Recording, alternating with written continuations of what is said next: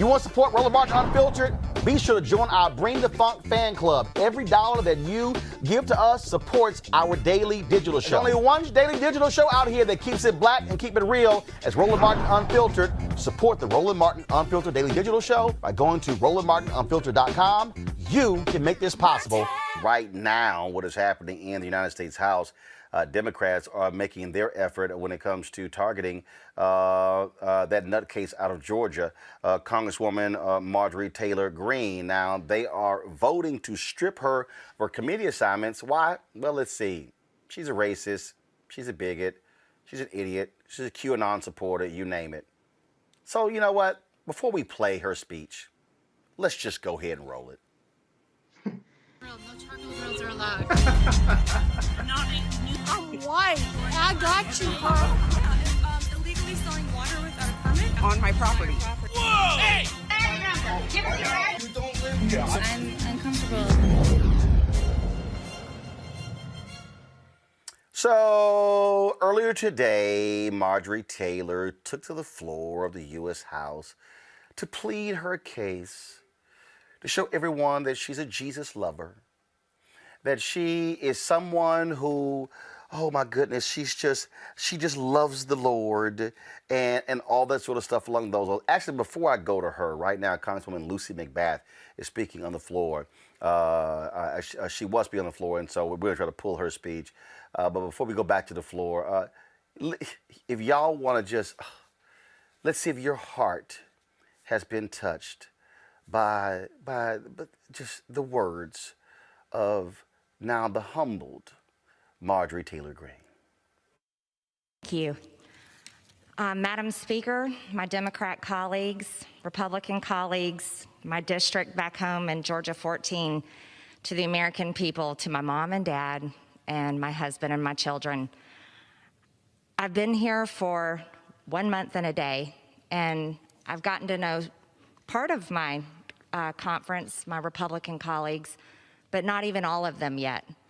I haven't gotten to know any of my Democrat colleagues, and I haven't had to have any conversations with any of you to tell you who I am and what I'm about. You only know me by how Media Matters, CNN, MSNBC, and the rest of the mainstream media is portraying me. What you don't know about me is that I'm a very proud wife of almost 25 years, that I'm a mother of 3 children, and I consider being a mother the greatest blessing of my life and the greatest thing that I'll ever achieve. I'm proudly the first person to graduate college in my family, making my parents very happy and proud. I'm also a very successful business owner. We've grown our company from 1 state to 11 states. I'm a very hard worker. I've always paid my taxes. I've never been arrested. I've never done drugs, but I've gotten a few speeding tickets in my day. What you need to know about me is I'm a very regular American, just like the people I represent in my district and most people across the country. I never, ever considered to run for Congress or even get involved in politics. As a matter of fact, I wasn't a political person until I found a candidate that I really liked, and his name is Donald J. Trump when he ran for president. To me, he was someone I could relate to, someone that I enjoyed his plain talk, not the offensive things, but just the way he talked normally. And I thought, finally, maybe this is someone that will do something about the things that deeply bother me, like the fact that we're so deeply in debt that our country has murdered over 62 million people in the womb. The fact that our borders are open and some of my friends have had their children murdered by illegal aliens. Or perhaps that maybe we can stop sending our sons and daughters to fight in foreign wars and be used as the world's police, basically. Or maybe that our government would stand up for our American businesses and our American jobs and make the American people and the American taxpayers their focus. These are the things that I care about deeply. So when we elected President Trump, and then I started seeing things in the news that didn't make sense to me, like Russian collusion, which are conspiracy theories also, and have been proven so. These things bothered me deeply, and I realized just watching CNN or Fox News, I may not find the truth. And so what I did is I started looking up things on the internet, asking questions like most people do every day. Use Google. And I stumbled across something, and this was at the end of 2017, called QAnon. Well, these posts were mainly about this Russian collusion information. A lot of it was some of what I would see on the news at night, and I got very interested in it. So I posted about it on Facebook, I read about it, I talked about it, I asked questions about it, and then more information came from it. But you see, here's the problem. Throughout 2018, because I was upset about things and didn't trust the government, really, because the people here weren't doing the things that I thought they should be doing for us, the things that I just told you I cared about. And I want you to know, a lot of Americans don't trust our government, and that's sad. The problem with that is, though, is I was allowed to believe things that weren't true, and I would ask questions about them and talk about them. And that is absolutely what I regret. Because if it weren't for the Facebook post and comments that I liked in 2018, I wouldn't be standing here today, and you couldn't point a finger and accuse me of anything wrong, because I've lived a very good life that I'm proud of, my family's proud of, my husband's proud of, my children are proud of, and that's what my district elected me for. So later in 2018, when I started finding misinformation, lies, things that were not true in these QAnon posts, I stopped believing it. And I want to tell you, any source, and I say this to everyone, any source of information that is a mix of truth and a mix of lies is dangerous, no matter what it is saying, what party it is helping, anything or any country it's about. It's dangerous. And these are the things that happen on the left and the right. And it is a true problem in our country. So I walked away from those things, and I decided I'm going to do what I've done all my life. I'm going to work hard and try to solve the problems that I'm upset about. So I started getting involved in politics. You see, school shootings are absolutely real. And every child that is lost, those families mourn it. I understand how terrible it is, because when I was 16 years old in 11th grade, my school was a gun-free school zone, and one of my schoolmates brought guns to school and took our entire school hostage. And that happened right down the hall from my classroom. I know the fear that David Hogg had that day. I know the fear that these kids have. And this is why, and I say this sincerely with all my heart, because I love our kids, every single one of your children, all of our children.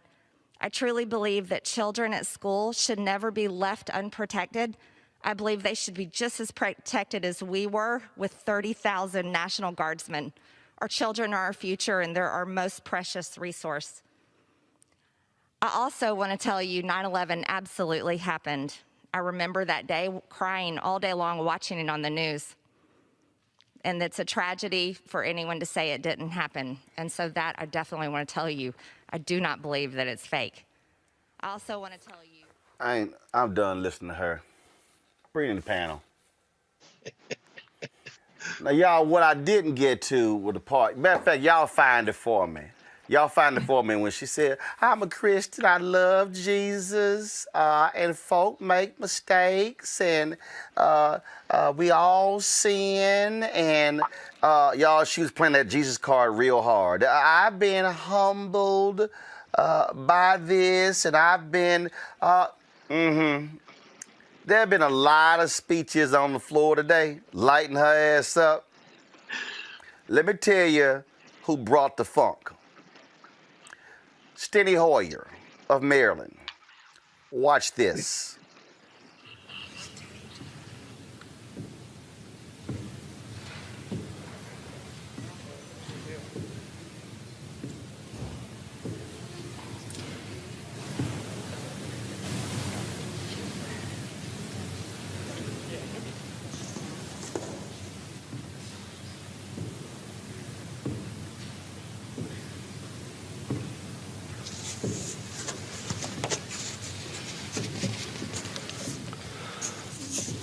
I heard about motherhood today. 2 of those women, between them, have 6 children. They're mothers.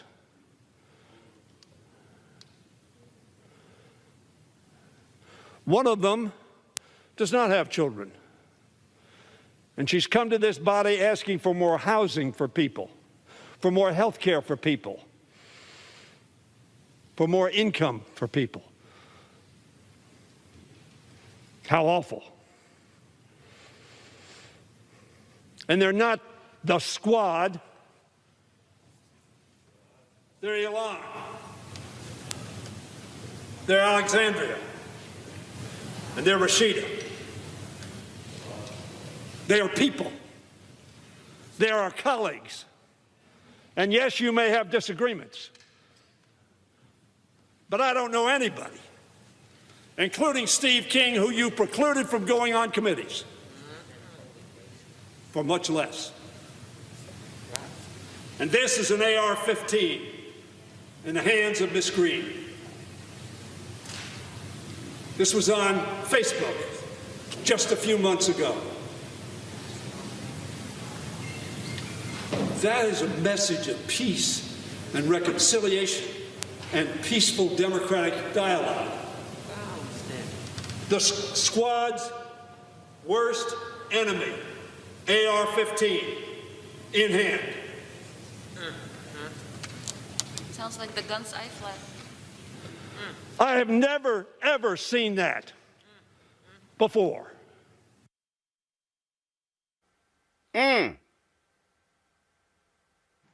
Y'all go ahead and play that. I just love Jesus. Opportunity, and I'll tell you why. I believe in God with all my heart, and I'm so grateful to be humbled, to be reminded that I'm a sinner and that Jesus died on the cross to forgive me for my sins. And this is something that I absolutely rejoice in today to tell you all. And I think it's important for all of us to remember none of us are perfect.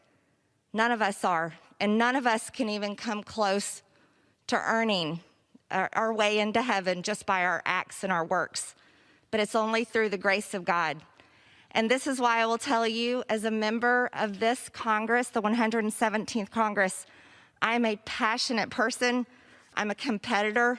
I'm a fighter. I will work with you for good things for the people of this country. But the things I will not stand for is abortion. I think it's the worst thing this country has ever committed. Abortion is the worst thing this country's ever committed. How about slavery when they ripped the babies out of the wombs of black women? See, here's the deal here, Erica, you being from Georgia, with this trifling ass woman right here. Steny Hoyer nailed it. She stood up there and said, I've gotten a chance to know some of the Republicans in our conference. I haven't gotten a chance to know the Democrats. They only know me from what they've heard from Media Matters and CNN. No. Cori Bush know about your ass. Right. When you and your staff accosted Congresswoman Cori Bush in the hallway, forcing her to move. Your Jesus-loving, trifling ass didn't all of a sudden, you wasn't loving the Lord when you went off on her. You wasn't humble, and you wasn't a mama and a loving wife and a Christian when all that was happening. But now they want to jack your sorry country ass. Now you want to do, and earlier today, y'all, I was on with David Brody. And David, look, that good guy, we had a great conversation, and, David felt that I wasn't extending, the compassion to her that was needed, and being a Christian. I said, bruh, let me help you out with that. I said, first of all, let me be real clear. I said, married to a minister, I'm a Christian author. I said, I know the word. I said, but see, what y'all can't handle is that what she did today is what that German theologian who studied at Abyssinian Baptist Church, who got a taste of liberation theology and took that back to Germany when they were fighting Hitler. Y'all, his name is Dietrich Bonhoeffer. When that German theologian, Dietrich Bonhoeffer, laid out a concept called cheap grace. And cheap grace is when folk like her stand there with their white tears, speaking about their white Christianity, asking for forgiveness, when knowing full well tomorrow you're going to go back to doing what you were doing before. Dietrich Bonhoeffer called that cheap grace when you go to God and say, Lord, forgive me, I'm sorry. Then you will hoe today, and then you turn around and you start a hoeing tomorrow, but then you want to ask God for forgiveness about your hoeing tomorrow. And then when you hoe tomorrow, you ask God for forgiveness and you turn around and you hoe back on Saturday and Sunday. I'm not talking about her. I'm talking about the people who do that. Lord, forgive me. Lord, forgive me. Back to hoeing. Lord, forgive me. Back to being a freak. Lord, forgive me. Bonhoeffer called that cheap grace. That is what she think we just gonna sit here and accept. No, not happening. And from Matthew 7:21 through 23, not everyone who says to me, Lord, Lord, will enter the kingdom of heaven, but one who does the will of my Father who is in heaven. On that day, many will say to me, Lord, Lord, did we not prophesy in your name and cast out demons in your name and do mighty works in your name? And then I will declare to them, I never knew you. Depart from me, you workers of lawlessness. That is exactly who Marjorie Greene is to her fucking core. Don't put my Lord and Savior's name in your mouth as a way to excuse the shit that you do on a daily basis. My big mama said something to me years and years ago, and it has stuck with me. She said, when you open your mouth, you remove all doubt. All she is a racist. When I was on the coast, which I know many of us have talked about, in Ghana, and I stood in the dungeons and looked up and saw where white people were having church while my ancestors were chained butt naked in a dungeon, about to leave their country on a gross journey through the transatlantic, through the Atlantic. And I can't even, I'm so angry. I am so angry because I'm tired, y'all. We have got to engage now. And I'm saying that because folks like Marjorie, that she is under the umbrella of blamelessness. So she'll always be blameless. She's a white woman, so she'll always be blameless. That speech fell exactly where it should have, on the floor. It has no power. What we have to do is understand that these folks are being trained, they're being donated to, they're given space to actually occupy these spaces, have these committee spaces, because folks in power understand that they need other people to continue on their work of oppression. So this is what we have to do. It's not just during election time. This type of civic engagement is something that we have to be prepared to do every day of the week. Republicans are always grooming the next Marjorie. They're always grooming the next Mitch McConnell. Where are our Cori Bushes? Where are our Ayanna Pressley? Where are more of our Madam Presidents, Kamala Debbie Harris? Those are the folks that we need to be training up to assume power, to let them know, no. What you will do is you will be a member of Congress. You're going to be in Senate. You're going to be in the House of Representatives. That is the type of training that we need to have and that we need to focus on if we expect to make sure that we retain any semblance of democracy, not only just now, but for the years that are to come. Because Marjorie, that type of person, they're going to continue to roll those out left and right. Let's actually go to in a second. Give me 1 second. We're going to go to Capitol Hill. The vote has been taken. Go. For what purpose does the gentlewoman from Florida seek recognition? Madam Speaker, I ask unanimous consent to address the House for 1 minute and revise and extend my remarks. Without objection, the gentlewoman is recognized for 1 minute. Madam Speaker, it is with a heavy heart that, Madam Speaker, can I ask for the House to be brought into order? The House is not in order. Madam Speaker, it is with a heavy heart that I rise to honor the lives of two fallen FBI agents, Daniel Alfin and Laura Schwarzenberger. On Tuesday morning, So the House is actually voting right now, and the time is up. I'm not sure if it's extended, but right now it's 2:30, 230 votes. 11 Republicans, Reese, voted with the Democrats to strip her of her committee assignment. And they still ain't shit right along with her. So that's fine. Erica just preached the whole word. So let me just start right there. And I just have to say, listen, this is who they are. This is not, she sat up there and still was talking shit about all kind of stuff. She was doubling down on all kind of stuff. She does not love all our children. She's sitting up there. The reason why she's there is because she was attacking white kids. Okay, let's be clear about that.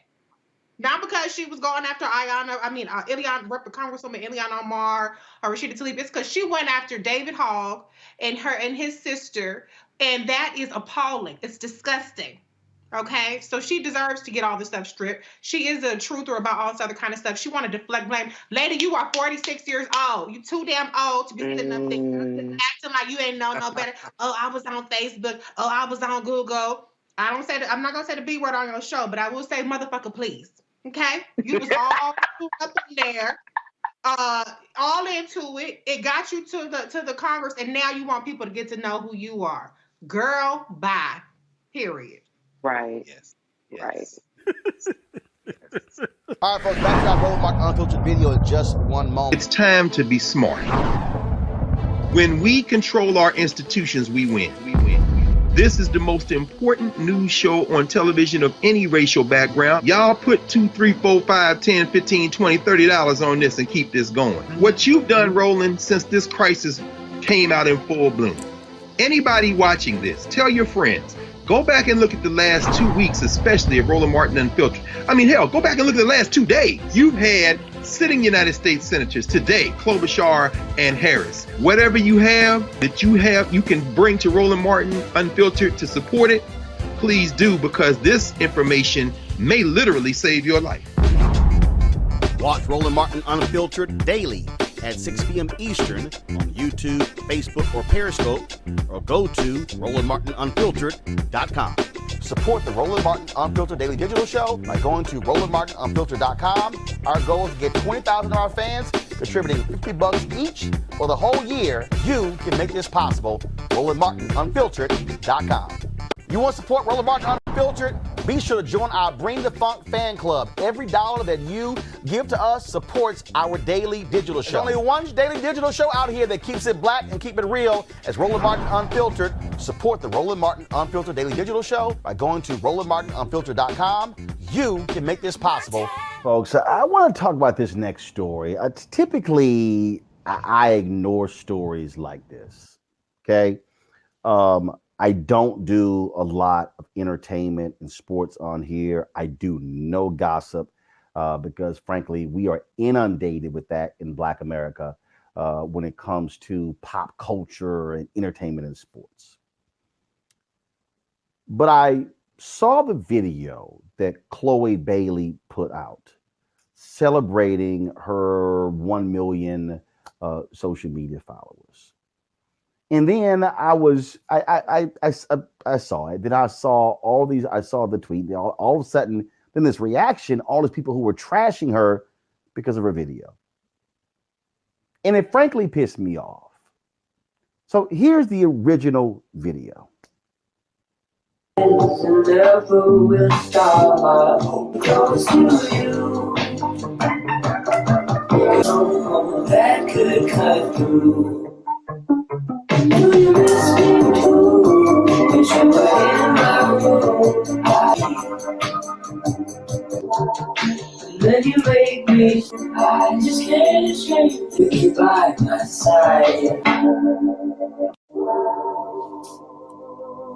So the video was because she surpassed 1 million followers on Instagram. Nothing wrong with the video. No problem, no issues. Yet she then began to be attacked by various people, which led to her going back on Instagram to explain and getting tearful in doing so. And I think for every woman out there, don't change who you are to make society feel comfortable. And I'm telling myself that's not what I'm going to do. And even when I posted the video yesterday, I was posting it because I was saging and doing Palo Santo, and I was like, let's spread positive vibes. I didn't even really notice you all would talk about my ass, because I'm like, oh, okay, I'm just walking in for 1 second, 2 seconds, you know? And I feel like I've shown my ass more than I have with that. Like, if you look at our performance videos, the last performance we had in December, like, I was just so excited and on stage and just being myself. So I don't know. I just felt it was important to address it so you guys get to kind of get to know who I am more inside. And it's really hard for me to think of myself as a sexual being or an attractive being, quite frankly. So when I see all the uproar about my posts and stuff, I'm a bit confused. Like, I really don't understand, because I've never seen myself in that way or in that light. So I take it as a huge compliment that you all even think of me as a sexual, sexy being. And, you know, it's never, I don't post what I post for people to, I don't post what I post to get attention. I don't need that. I am a very spiritual person, and I feel like during quarantine, I got really close to God. So even in the lowest moments when I felt like people weren't seeing me, when people weren't paying attention to me, God was. And I've learned I don't need outside attention. So you all seeing what I'm posting is just me being me. And yeah, I just hope you can just see who I am. And that's it. So here's why I'm pissed off. I'm pissed off because Black women in this country have had to endure a white supremacist society saying that the features of Black women are shameful, are despicable, ugly, and not appealing. We live in a society where a Black woman's hips, her lips, her breasts, her thighs, her calves, her hair, her facial features is all seen as ugly. That is the historical lens by which Black women have been defined in America. You've had white folks, including some Black folks, demean and criticize the physical features of Serena Williams and Venus Williams. We've seen them say things about other black women. Oh, they are too muscular and they, oh, that's not appealing. Yet every single feature of black women has been sought after by white women. Full lips, full hips, breasts, thighs, butt, all of that. All of a sudden, having an ass is all the rage. The Kardashians and the Jenners have literally built multi-million-dollar, billion-dollar companies appropriating black female beauty, and America's, oh my God, that's wonderful, including a lot of black men. Yet this sister decides to do this video, and she do other videos, and now all of a sudden that's bad. Now all of a sudden folk are saying, put your clothes on. They're criticizing her hair, criticizing it all. Really? So that little Jenner girl go buy some breasts and some hips and some butt and some lips, creates a whole makeup line, companies valued at $1 billion. Ooh, look at her being a businesswoman. You got all these athletes. Oh my God. Let me tell you something right now. Kim Kardashian gets divorced from Kanye West. It's going to be a whole line of folks lining up trying to get with her.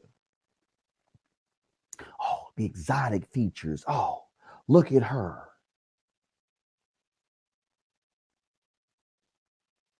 Go to the conservative websites, Daily Caller. Oh, they posting videos, photos of women. New York Daily News.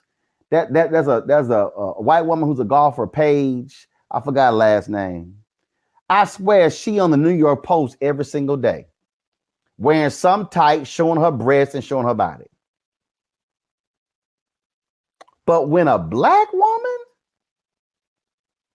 decides to have a positive body image, now she's being attacked? Oh, hell no. No, hell no. I was a part of the YouTube Black Content Creators Summit that took place in Atlanta in 2019. Chloe and Hallie were there. Just briefly, we were all in the group. Didn't have a conversation with them. Don't know them. Have never said chat with them. And I could have easily skipped this topic, Teresa. But the reason it matters, I got 9 nieces, 4 nephews. And I've got a mom of 3 sisters, numerous aunts, numerous female cousins. And what I need our people to understand is that when this generation of black girls sees the hate being thrown at a Chloe Bailey, that can have a negative impact on how these same black girls, black teenagers, young black women now see themselves.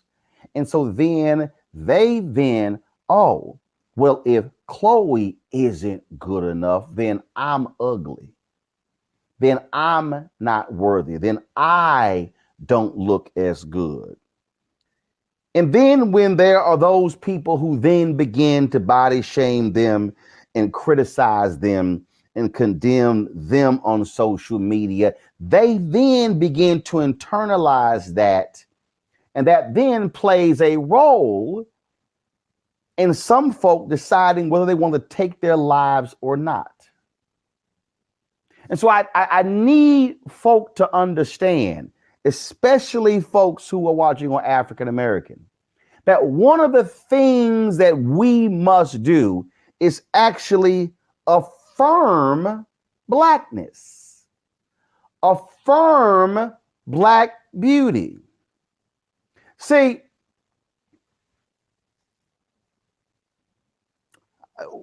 I did a 8th grade graduation for Father Michael Flager. And whenever I do graduations, I stand there and I shake the hand of each graduate, whether that's an 8th grade, whether it's a high school, whether it's a college. But also I watch people. And I notice how nearly every girl, how they hug, there was this hesitation, there was this distance. And I said, Father Flager, y'all got a problem in this in this class. I'm seeing the relationship. I have always made a point of hugging nieces and nephews. I don't believe in that distant thing. I don't believe in, oh no, I need you to stay away from me. Because see, what I understand psychologically is that if you grow up and you do not have a loving environment, if you grow up and folk don't hug, they don't really speak, there's sort of this distance, that then carries over into all of your relationships. And so for me, that is important because I believe as a black man, that I need to show the black girls and the black women in my family how to have healthy relationships where we are not afraid to hold each other and embrace each other. And I dare say we cannot be silent when a black woman, a young black woman like Chloe Bailey is attacked because she needs to have the public and virtual embrace of our people where we are affirming her black beauty so she understands there is nothing wrong with who she is, Teresa. Yeah, on so many levels, Chloe Bailey's story is similar to millions of young women and women who are older right now, who have still been going through so much of this body shaming and much of the humiliation that has been going on, not only in our culture, but through social media, through the impact of words. And it's very, disconcerting because as we look at our young women, we can mentor, to a certain extent through organizations, through programming. But you're right. It takes the love. It takes the hugs. It takes that intimacy of knowing what a relationship feels like, what love actually feels like, because otherwise they're going to social media outlets that is telling them that they need to enhance, or they'll get targeted ads, filtered to them based upon looking at, one of the Kardashians' line of work that they've done to their bodies or to their face, or, showing that they can, have a black man and still be able to talk about black issues. It's very interesting. But I think what I got from you, Roland, is the opportunity, that women like myself and other women who are in leadership, who are doing well, is to give that compliment, to give that you are, bold, you are beautiful, you are everything that you need to be. And so I think there is, something that we all need to do is to, when a young black woman is being attacked, the community and the culture and every other organization, but as an individual just needs to say something. I think the silence in our communities has hurting us so much that, you know, we're seeing more young women in abortion clinics than we are seeing them in business schools. So I think there is a lot to say there. But moreover, when we police Black women, especially their bodies, we are essentially telling them that they are not worth it. But we all know that we are worth it, because it looks like capital America, America is capitalizing off of us. So there is more that we need to do, but I believe it starts with us individually taking a conscientious approach on how we deal with each other first. Rena, I raised the point. First of all, I have a typical ban on this show when it comes to anything Kardashians or Jenner, like flat out ban. But the reason I'm raising this is because I understand double standards, and I understand how America, white America, will fully embrace a Kim Kardashian, Jenner's, and then Black folks do the same. But then I also understand how Black self-hate can also lead to a condemning or a condemnation of a Chloe Bailey. When I look at some of the comments, oh, she's sitting here and she's, you know, doing videos and she is wearing her underwear.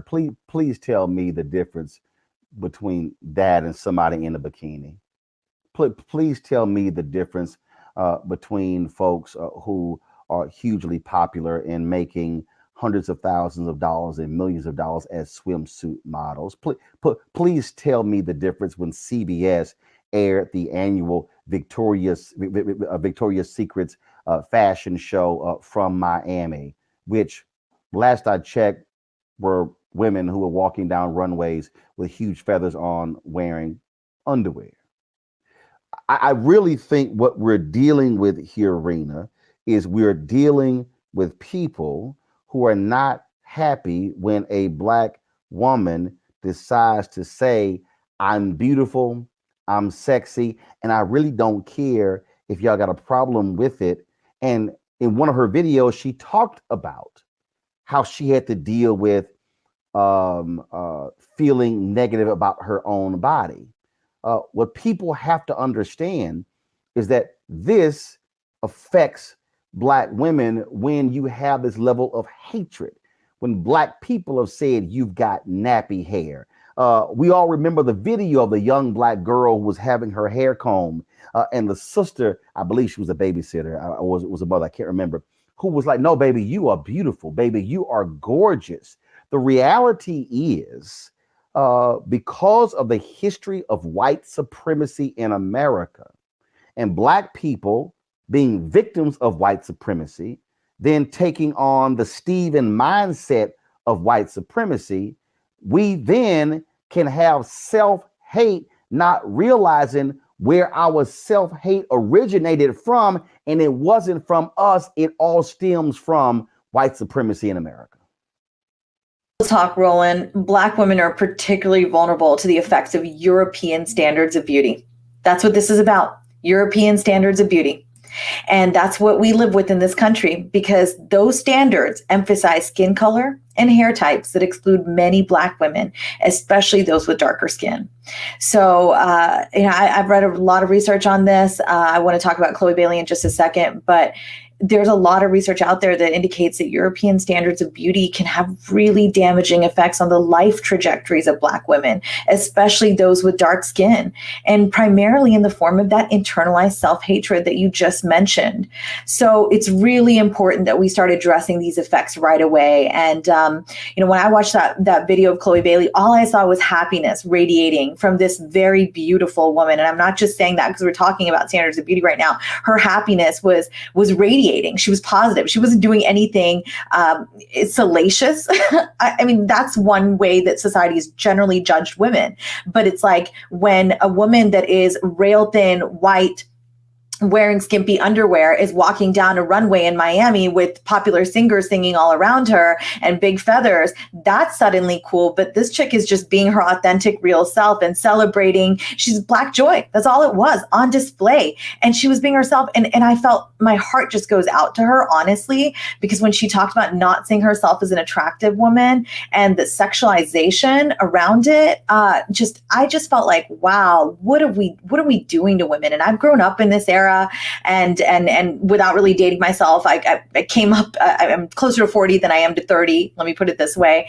I came up in an era where all the magazines that I ever saw were always white women, were always rail thin. And I hated my curves. I was ashamed of the melanin in my skin. I remember going to my senior prom. My mother's friend came and did my makeup. 18-year-old me didn't really need makeup. I had all right skin, but I looked like I had white face because the foundation was so light.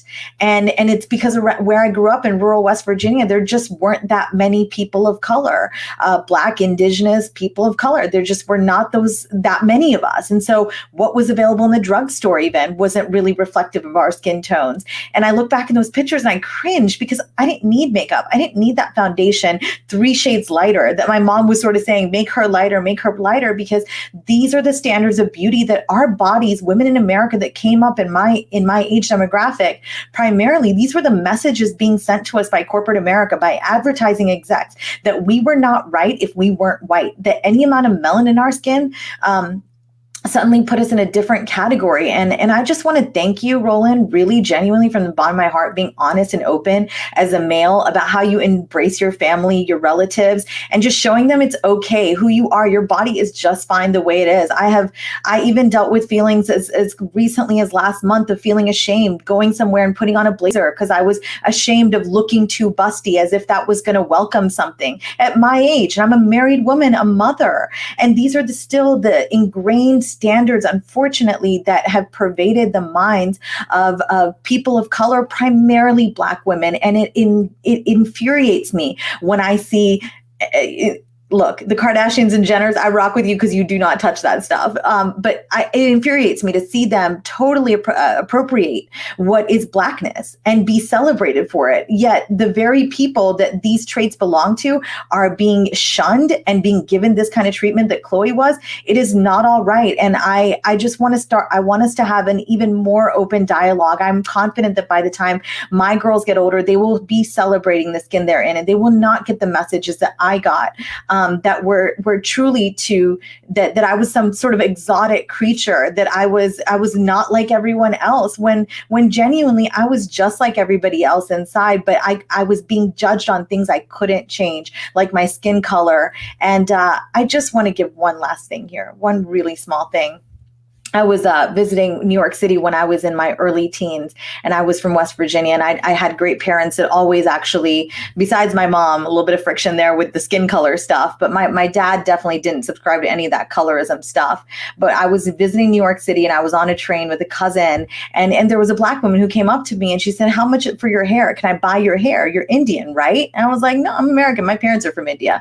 And I just couldn't believe she wanted to buy my hair. I thought, I was so confused. I didn't understand why she wanted to buy my hair. And because I looked at her hair and I liked it. I was like, I like your hair. And I was an innocent young girl back then, but this is a vignette of exactly how wrong society has treated Black women, and to make us, make women of color, but make my Black girlfriends think that they were not enough, that they needed to have something else, be something else to be beautiful. So wrong. And I look forward to the beauty industry changing. I've seen evidence of it changing, and I'm confident that it'll continue to, because that's what needs to change first, genuinely.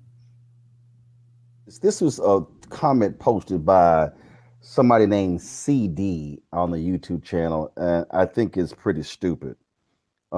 Black American women are more sexually liberated than any other group of women. Other groups of women are inspired by them, so I don't buy this. Well, CD, you don't buy it because you don't actually understand history. Black women have actually been the targets, been subjugated to violence and abuse in this country. Not seen as models of beauty. And then when a Black woman is seen as a model of beauty, it is by white standards. Typically, she had to be light-skinned and have good hair. We know, Joseph, when there was a magazine that altered the features of Beyonce, of Kerry Washington on their magazine covers. Skin was lightened, was thinned as well, because there were photo editors who said, that's a little too much hip. That's a little too much butt. We can't quite have that. And so what the person said is incorrect. And I think what ends up happening is that we go through this in this society where, again, if you are a Black woman and you are proud and public of your features, it's a problem. I mean, I think back to the idiotic Black men. One of them I'm not gonna name, who I think is just stuck on stupid. I don't know why anybody follows or listens to him, who condemned Megan Thee Stallion and Cardi B when they came out with the WAP song. Snoop Dogg even had the audacity to provide a comment on that, when I'm like, Snoop, you talked in a lot of your music about sex, but when these two Black women, when these two women of color decide to put a song out making it clear how they feel about sex, oh no, you're a lady, you shouldn't be doing those things. This is what we're dealing with, and I need people to understand it does have a negative impact on young Black girls who will be Black women one day. Absolutely. And I think part of the issue that we have here is we're dealing with history.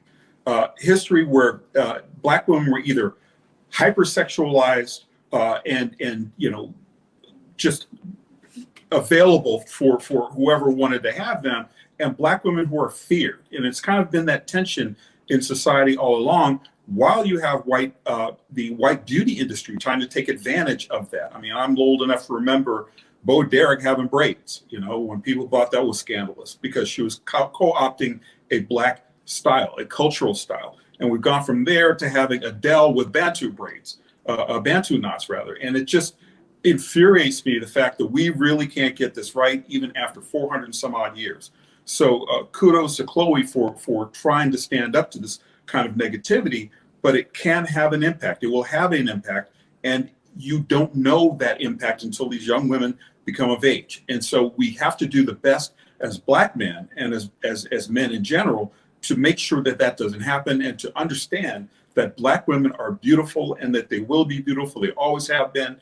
And there's no question about that at all in my mind. Again, that was critically important. And I just want us to understand that if you want to disagree with Chloe Bailey doing a video in her underwear on Instagram, fine, okay, whatever, that's fine. But what you're not going to do is condemn how she looks. You're not going to condemn beauty. You're not going to create the doubt, because I think we need to understand there are a lot of Black women who have grown up in this country who have been told, not just by peers, but by family members, that they are ugly, that they are not beautiful, that their hair is not quality, that their features are not good. And so, I mean, and look, and here's the piece. Social media changes. And look, we all say things, and we might crack jokes, and we might do things along those lines. But we do have to understand that there is a significant difference in America in the policing of Black women's bodies. We need to understand that that is real and not something that we can simply ignore. All right, folks, back to our Roland Mark Unfiltered video in just one moment. It's time to be smart. When we control our institutions, we win. This is the most important news show on television of any racial background. Y'all put $2, $3, $4, $5, $10, $15, $20, $30 on this and keep this going. What you've done, Roland, since this crisis came out in full bloom. Anybody watching this, tell your friends, Go back and look at the last 2 weeks, especially of Roland Martin Unfiltered. I mean, hell, go back and look at the last 2 days. You've had sitting United States senators today, Klobuchar and Harris. Whatever you have you can bring to Roland Martin Unfiltered to support it, please do, because this information may literally save your life. Watch Roland Martin Unfiltered daily at 6 p.m. Eastern on YouTube, Facebook, or Periscope, or go to RolandMartinUnfiltered.com. Support the Roland Martin Unfiltered Daily Digital Show by going to RolandMartinUnfiltered.com. Our goal is to get 20,000 of our fans contributing $50 each for the whole year. You can make this possible. RolandMartinUnfiltered.com. You want to support Roland Martin Unfiltered? Be sure to join our Bring the Funk fan club. Every dollar that you give to us supports our daily digital show. There's only one daily digital show out here that keeps it black and keep it real as Roland Martin Unfiltered. Support the Roland Martin Unfiltered Daily Digital Show by going to RolandMartinUnfiltered.com. You can make this possible. We don't play footsie here. No. Okay. See, you can't sit here and talk about I care about all constituents and Joe Biden, you're not really practicing unity.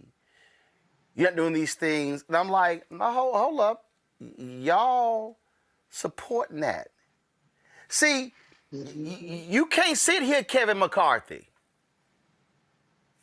give a speech on the floor calling Trump out for his role in the insurrection. But then you vote against the impeachment. Mm-hmm.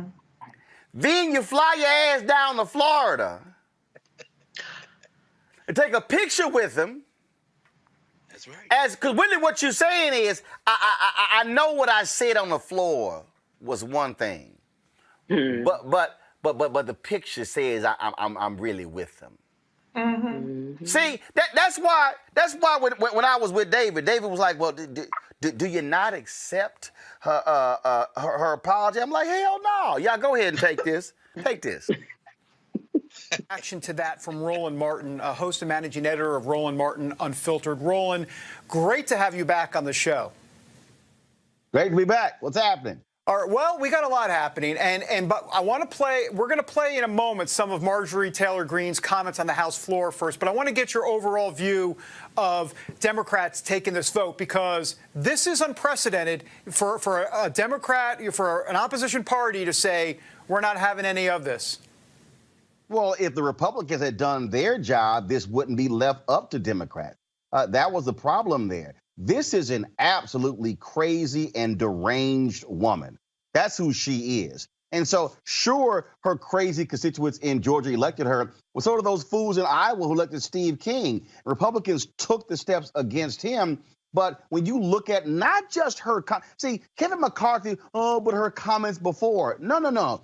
It's what she has said since she's been there. And then I really get a kick out of folk who have a long track record of comments, and all of a sudden, I denounced what I said. Hell, you said it. Yeah, but Roland, here's the thing. We can play the duplicity card. I mean, can I bring up Ilhan Omar? Can I bring up Maxine Waters? Can I bring up some folks that have said some crazy stuff too? Try it.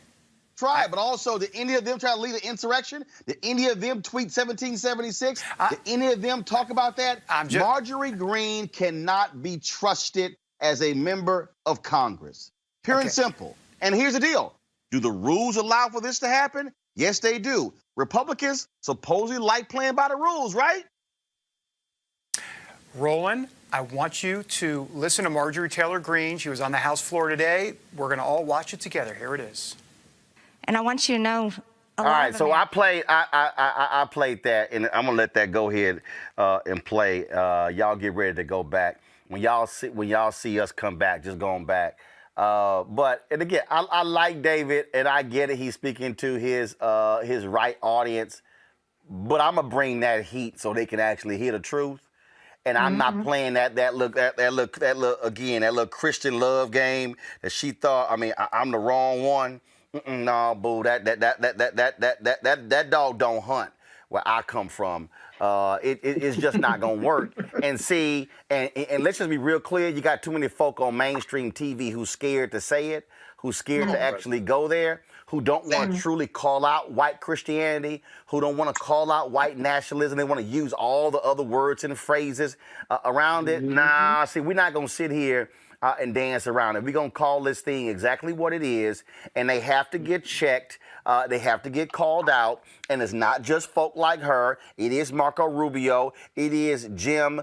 Can y'all keep that thing down about wrestlers being sexually assaulted, Jordan? It's all the rest of these folk who want to play all of these games. And see, we're going to do a roll call. Because, see, I'm telling you, as Greg said it, I've been telling y'all, it's only two lines. Either you were with the folks on January 6th or you with the rest of us. See, we ain't going to play hopscotch. Yes, ain't gonna hop over here, they come over here, they come over here. I don't want to hear you talking about unity. If you're staying with those thugs, those white domestic terrorists, or even the confused, ignorant black folks and other dark-skinned folks who were with them, then you know what? You as well. Go back to David Brody. Roland, don't laugh. None of us are perfect. I'm a sinner. Words of the past. It was a mea culpa. It was a mea culpa. It was an apology. That's what you're going to get. That's pretty good. That's pretty good, Roland. Roland. You actually fell for that. You what? actually. What? I mean, so now we're not supposed to believe anybody? Do you actually believe what she just said? Listen, I was led astray by things at the time that I didn't realize were not true. Now I have seen the light, and now they are true. Roland, is she the first person in the world to do a mea culpa? She's not the first person to do a mea culpa. But no. I understand the difference between a mea culpa and then somebody who's like, yeah, I need to save my behind. I still believe that stuff, but I got to say the right thing. Democrats have never done that. I mean, come on, liberals haven't done that. I believe nothing that she just said. Nothing. And then I'm a lover of Jesus Christ. Come on, David. Wait, Roland, don't get on her faith now. You're starting to condemn her faith now. No, I'm not. Because first of all, David, you got to remember who you're talking to. The husband of an ordained minister, a Christian author. So I also understand when theologian Dietrich Bonhoeffer talked about cheap grace. Yeah, but you don't know her. You don't know her. You don't know her. No. Here's what you don't know. See, again, if we want to have a Christian conversation, the theologian Dietrich Bonhoeffer talked about those people who have cheap grace, who do things and they go, oh, Lord, forgive me, then go back to doing these things.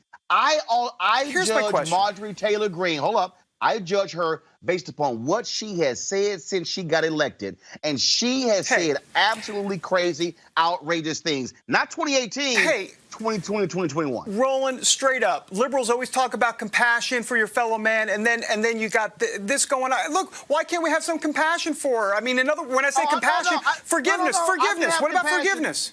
Here's the deal. I can have compassion and still remove your behind from your committees. And then in 6 months, in 6 months, when we actually see if you've actually changed, then they can be restored. But see, here's the deal. You can't do all the things she said and done in the past few months, including January 6th, and then go, oh, I'm sorry, Lord, forgive me. No, boo. That's not how it works. Listen, no, Roland, I disagree with you. She can say that and then show in the future if she doesn't make the same mistake, if you will.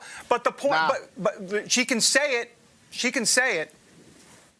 She can say it. Here's the deal. Democrats take the action, and in 6 months, if she actually shows what she just talked about, they can always restore. So you'd be for that. Can that happen? You'd be for that. You'd be for her getting the committee assignments back if she showed true contrition. If she shows it, but let's see what she says and does for the next 6 months. I don't trust that she actually can be humbled and not act a fool for the next 6 months. But sure, let's see what happens. But snatch the committee right now. Will you at least acknowledge that this is not just a conservative QAnon issue? The liberals do this on the other side, too. Everybody's got their baggage, Roland. Everybody's got their baggage. No. Individuals have their baggage. Yes. And here's the deal. This is real simple, okay? All I heard for the last 4 years from Republicans is that winning, you actually have the spoils of victory. Well, guess what? What happens when you win? Roland Martin, I'm going to say this on national television. I love you, and there's no air quotes around that. You know that. I appreciate it. See, I ain't making excuses for these folks. You're a better man than I am. See, my deal is I knew exactly. See, again, game recognized game. See, they love, because see, here's the deal. They want you to go chase that rabbit hole. Democrats said this. This is me. We ain't going now. Nope, we ain't going now. We're going to stay right here. See, Erica, that's the real deal here. And see, and what I need folk to understand is, again, it's only two sides now. If you align in any way with them white domestic terrorists on January 6th, you are my enemy. You are my people's enemy. We ain't sitting here.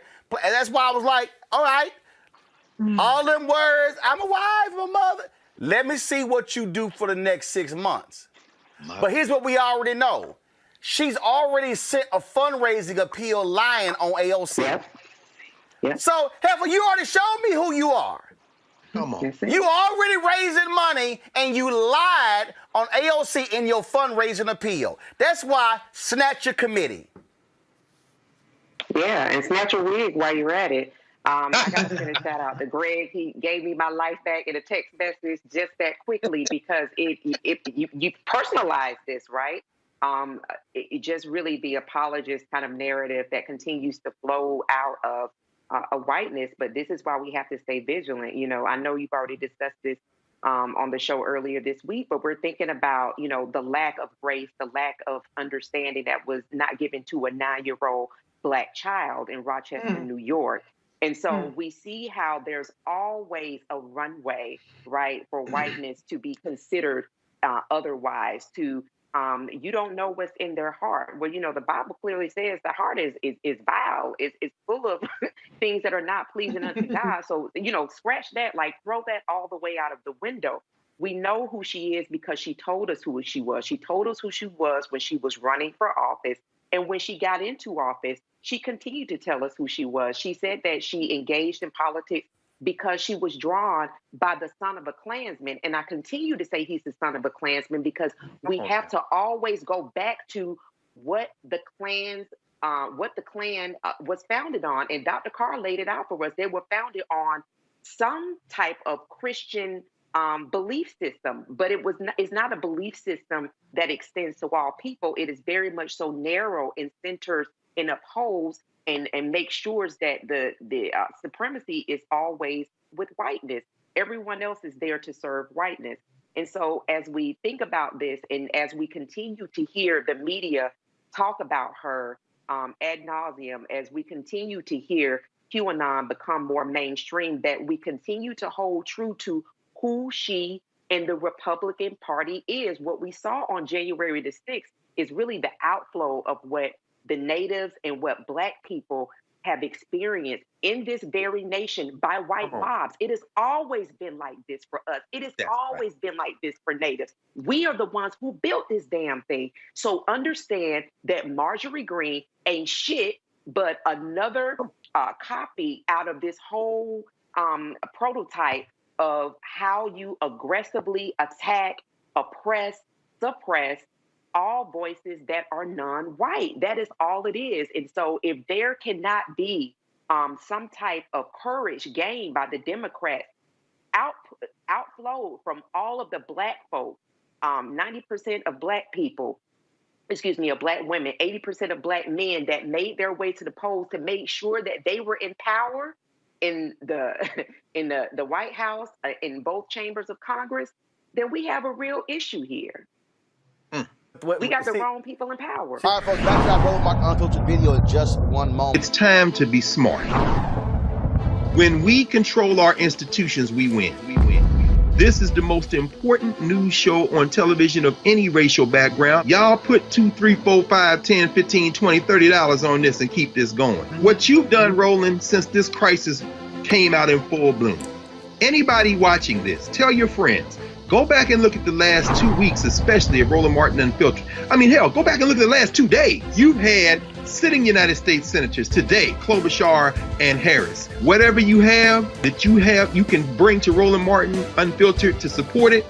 please do, because this information may literally save your life.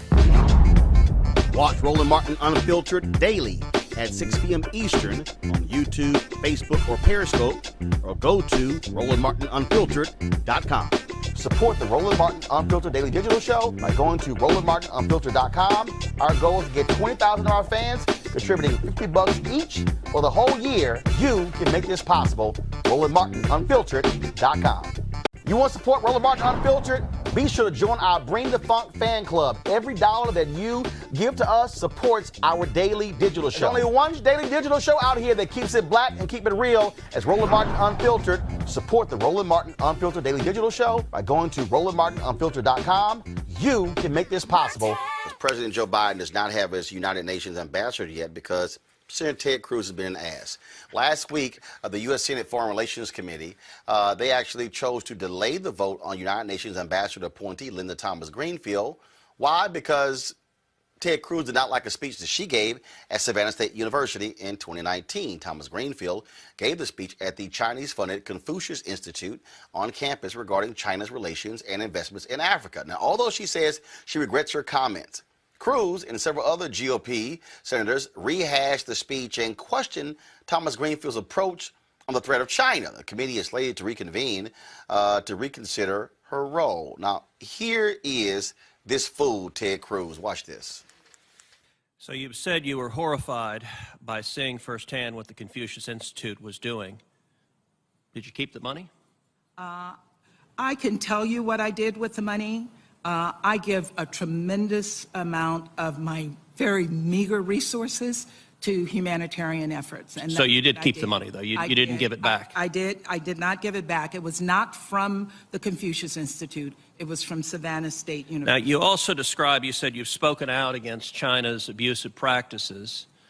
Perhaps you have elsewhere, but I can tell you I'm holding the speech you gave at the Confucius Institute, and I can't find a single word of criticism in this speech. This speech is cheerleading for the Chinese Communist Party. You praise the Belt and Road Initiative. You praise their entrapping developing countries in debt bondage. And you say the United States should follow China's model. Is it the role of America's UN ambassador to be cheering on the Chinese Communist Party at the expense of the developing world and at the expense of America? Senator, it was not my intention, nor do I think that I cheered on the Chinese Communist Party. What I recommended in that speech is that Africans need to open their eyes on how they deal with the Chinese.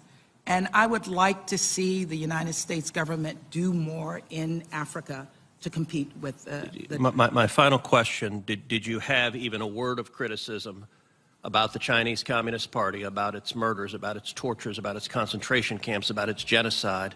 Did you have even a word of criticism in the speech you gave at the Confucius Institute? I spoke about human rights there.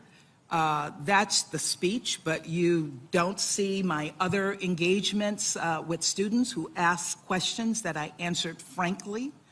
And I don't ignore human rights. I talk about the fact that Africans like our values. But in the speech, did you address human rights? I did. Human rights is referred to as something that we promote in the United States. What did you say about human rights in the speech? That are our values.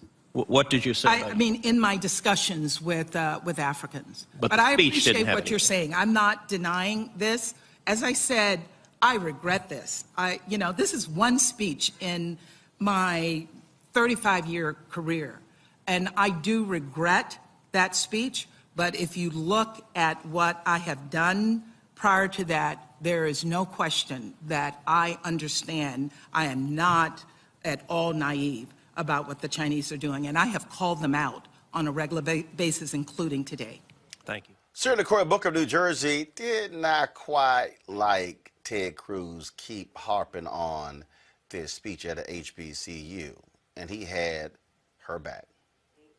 So good to see you here today. I watched the whole hearing on my television in my office, and was really appreciative with generous spirit on both sides of the aisle and the substance of the question. I did hear one colleague, though, refer to Biden administration's nominees as embracing China. I think that was the exact wording. And I found that just patently unfair and untrue. And then I heard one speech being taken in a way that was patently offensive to me at a moment that we just had a siege on the Capitol. And I would actually say that of all the members here of this committee, there's not one that doesn't have something in a speech in their past that they regret doing, as this person has said, especially at a time that we see people whipped up to storm a Capitol and the perpetuation of baseless lies that an election that was won by 7 million votes was a fraud. And so I'm particularly galled that in the spirit of bipartisanship, which we usually have, that you were treated like you were recently about one speech that you had already thoroughly explained to numerous members.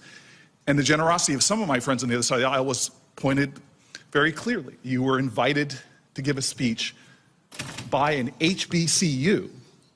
Now, some of my colleagues might not know this. I have buckets of invitations of speeches where I get speech invitations that I prioritize. If you're a New Jersey university, you got me. If you are one of my alma maters, you got me. But when I get a call from an HBCU, I would imagine to the nominee, you know the sacred importance of HBCUs. You know that they are the #1 producer in America of black generals, #1 producer in America of black doctors, #1 producer in America of black professors, PhDs, and so forth. In fact, if there is a hope for this country ever to reach equality in all the ranks of all the professions, would you agree with me that the HBCUs are still that hope? Without a doubt, Senator. Thank you very much. Yes, and as a person who has 2 generations before me going to HBCUs, the fact that you accepted an invitation from a black college to give a speech, to me, shows that you have the right priority list, because I will tell you this, our State Department ranks are woefully lacking in African Americans. When I travel the globe and visit embassies, they are woefully lacking. We are now at a period where we've had a black vice president, first woman as well, first woman treasurer. You are one of the generations of women that are breaking down barriers and showing the way for women and African Americans. I imagine your commitment to continue to do that is the same, yes?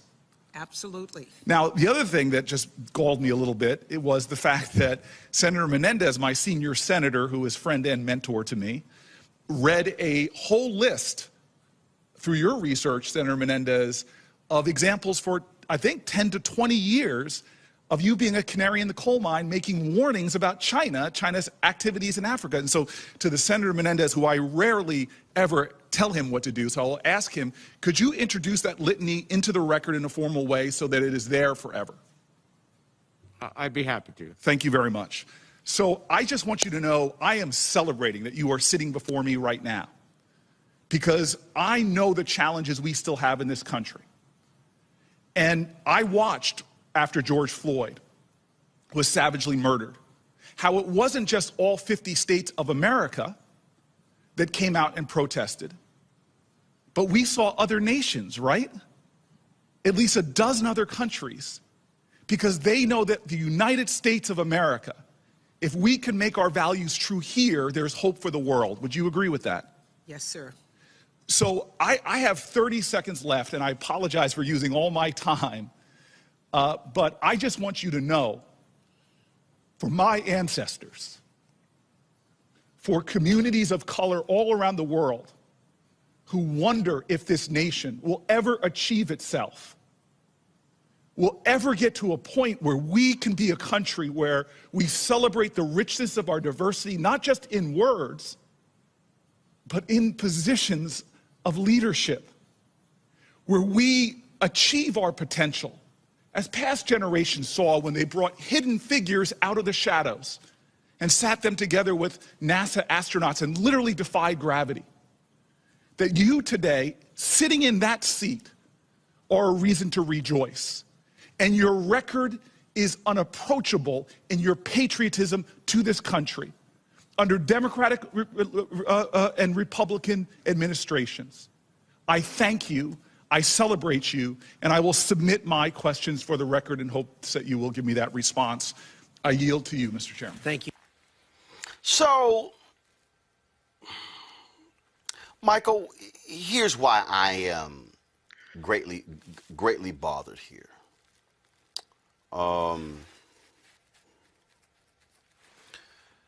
The first thing is the Americans love to talk smack about China and how we're so concerned about what China is doing in Africa. And Thomas-Greenfield said, I would like to see America do more. I remember when Hillary Clinton was Secretary of State, and she was cautioning African nations about accepting money for investment for China. And I'm sitting here going, well, it ain't like the United States is coming to the table with $100 billion for Chinese nations. Now, let me be real clear. I am not defending how the Chinese, in many cases, have raped African nations. Right. But when other countries are coming with nothing, you're basically saying to African nations, hey, y'all on your own. They're going to cut those deals with China. And so, Cruz, show me where you want to putting a bill forth for the United States to invest in African nations. It's not going to happen, Michael. I don't think Ted Cruz is doing that, and I think Ted Cruz is just trying to be an obstructionist. Okay, I think he's just trying to be an obstructionist. But you know, is not. See, Ted Cruz is a very interesting but unlikable person at the same time, because this is the guy who more unlikable than he is. Trump insulted his wife. Donald Trump insulted his wife, right? But then Ted Cruz continues to carry Donald Trump's water. And Ted Cruz was at the Stop the Steal rally January 6th inciting the insurrectionists. He was there. So, you know, I'm glad you showed Senator Cory Booker putting everything in the context. And really, it was a underhanded backhand slap at Ted Cruz also what Senator Cory Booker was saying as well. But, you know, Ted Cruz is, you know, he was reelected I think 2 years ago? 2 years, yeah, it was in 2018. Beat won by 2.5 points against Beto O'Rourke. Right. So he has 4 years. He has 4 years left, and I think maybe it's a good chance after that insurrection that took place. I think maybe it's a good chance that they could get him out of that Senate seat. But yeah, Ted Cruz is in no position to try to take the moral authority on this and try to check that sister like that. No, he's not. For me, Rob, is where it's problematic. Where again, if you're the United States and you want to talk trash about what some other country is doing and their influence on African nations, step the hell up. I mean, those African nations are more than happy to accept investment from America, but you can't talk trash about somebody else and then you do nothing. Yeah, it's actually reminiscent of some of our past, you know, when African nations had to rely on Cuba, the Soviet Union, you know, South Africa just to survive. And people were saying, well, why didn't Nelson Mandela and all those people accept help? Because they were in a fight for their freedom. They don't care what the nations call themselves. It's about making sure they survive. Africa, same thing. So, I mean, it's so easy to criticize these nations, but I find it really, really hypocritical. Second, as we're talking about hypocrites, I want to talk about Ted Cruz, because this man just defended. He was defending a whole philosophy we know to be false. If you got a chance to see this lawsuit that was filed by Dominion, the voting machines, it's just such a great line. Right.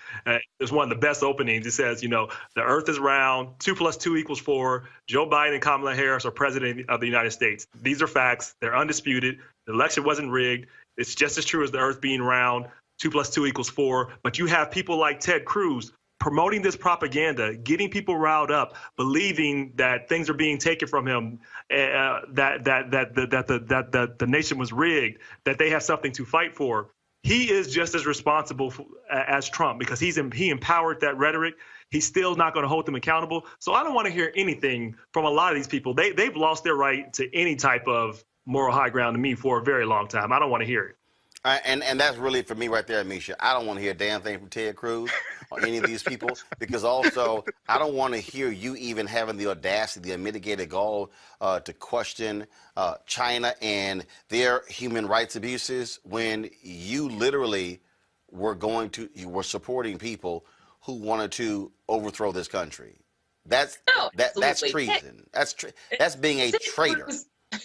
Ted Cruz has been an echo chamber for QAnon conspiracy theories for a long time now. He stood out and he helped to not only amplify their voices, but he also pushed those conspiracy theories that he himself knew were false because they helped Republicans fundraise. He also did it because it allowed for the outgrowth of those rallies and pushing people out. And like you said, the insurrection that we saw just a few weeks ago.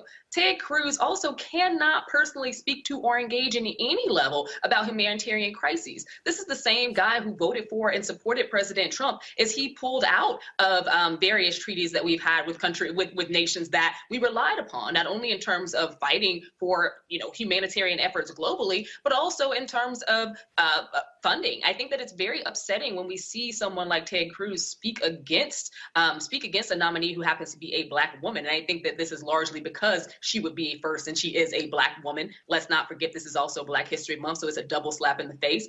But this is the same Ted Cruz who himself has again stood by while America pilfered the resources of various African nations. This is the same Ted Cruz who stood by and voted for the United States pulling out of humanitarian regards for various countries in Africa. So no, he doesn't care about Africa. He also does not. This is a Republican talking point. All things China, China, China, China. And they're trying to link in any given way something that can dissuade voters who do not understand that Democrats have no true alliance to China. I think that somebody accepting a speech, because Republicans, if we pull out the docket, Republicans have spoken everywhere for private sector organizations. Oh yeah, I mean, you swear, you swear Biden and Hillary and like Democrats in love with China.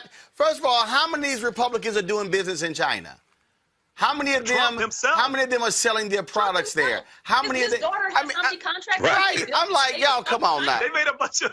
I mean, they're all full of it. They're all full of it. They're just such great marketers, though. What I have to give Republicans is they know how to market some shit, boy. They can make up some stuff and make people believe it, and they just make it up. I guess they have to be because their policies are so bad. But boy, we need to take a class in their marketing because they know how to do this. They really do. Yeah, no, they real good with the line. They real good with the line.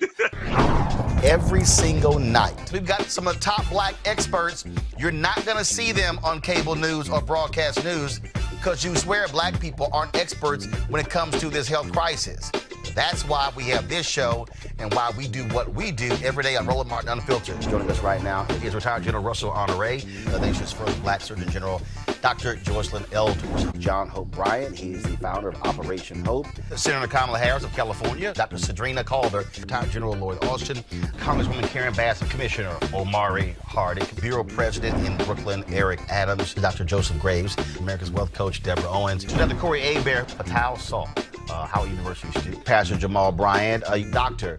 Christy McDowell, Benja Ajilore, senior economist at the Center for American Progress, Gilda Daniels, again, author of the book, The Crisis of Voter Suppression in America. 4 stars, General Kip Ward. Dr. Oliver Brooks is president of the National Medical Association, president of the American Medical Association, Dr. Patrice Harris.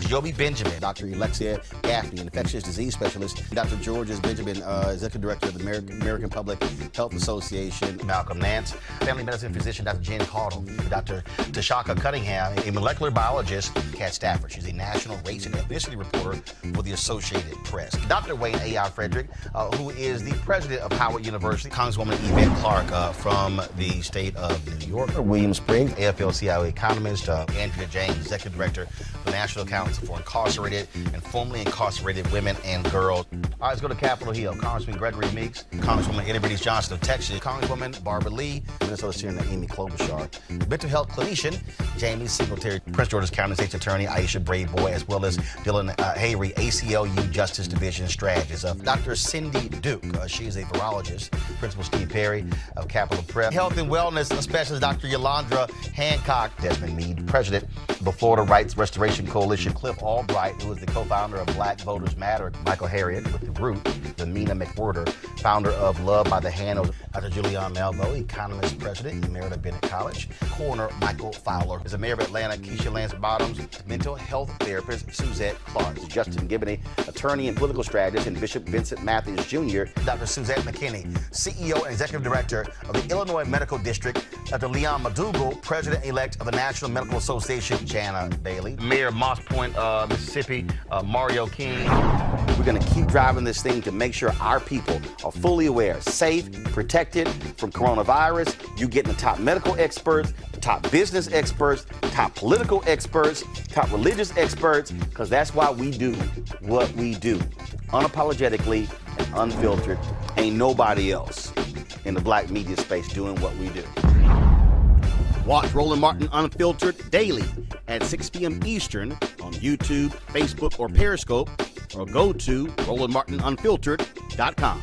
Support the Roland Martin Unfiltered Daily Digital Show by going to RolandMartinUnfiltered.com. Our goal is to get 20,000 of our fans contributing $50 each for the whole year. You can make this possible. RolandMartinUnfiltered.com. You want to support Roland Martin Unfiltered? Be sure to join our Bring the Funk fan club. Every dollar that you give to us supports our daily digital show. There's only one daily digital show out here that keeps it black and keep it real as Roland Martin Unfiltered. Support the Roland Martin Unfiltered Daily Digital Show by going to RolandMartinUnfiltered.com. Our goal is to get 20,000 of our fans contributing $50 each for the whole year. You can make this possible. RolandMartinUnfiltered.com. We told you that the folks at CBS, they have put on administrative leave 2 of their executives who were accused of using racist, sexist, and homophobic comments. One of the issues they've also had to deal with is employees saying that they were being unfairly paid for their work as well. This has been an issue, and a lawsuit was actually filed on this very point. And in fact, remember, we had a former CBS employee last week who was on, who talked about Don Champion. His whole livelihood was based on whether or not he would, of course, get assignments when he was a freelancer. And so what's interesting about this is that a former freelancer is suing, of course, CBS. And the station is based in Fort Lauderdale, WFOR Channel 4. She claims the station engaged in wage discrimination as well as gender discrimination. Okay, so let's talk about this right now with Sylvia Harper-Sheehan, also Peter Hugewer, who is her attorney as well. Folks, how you doing? Great, Roland. All right, let's Sylvia. So lay out for us first the basis of your lawsuit, because we've heard others. Again, Don Champion talked about, again, the executives, if they didn't like him, that determined whether or not he got money, whether he would get assignments. And we've heard others. I'm the vice president digital for the National Association of Black Journalists. We've heard others talk about how the use of freelancers was keeping folks from being able to earn a living, and some people were freelancing for more than a decade.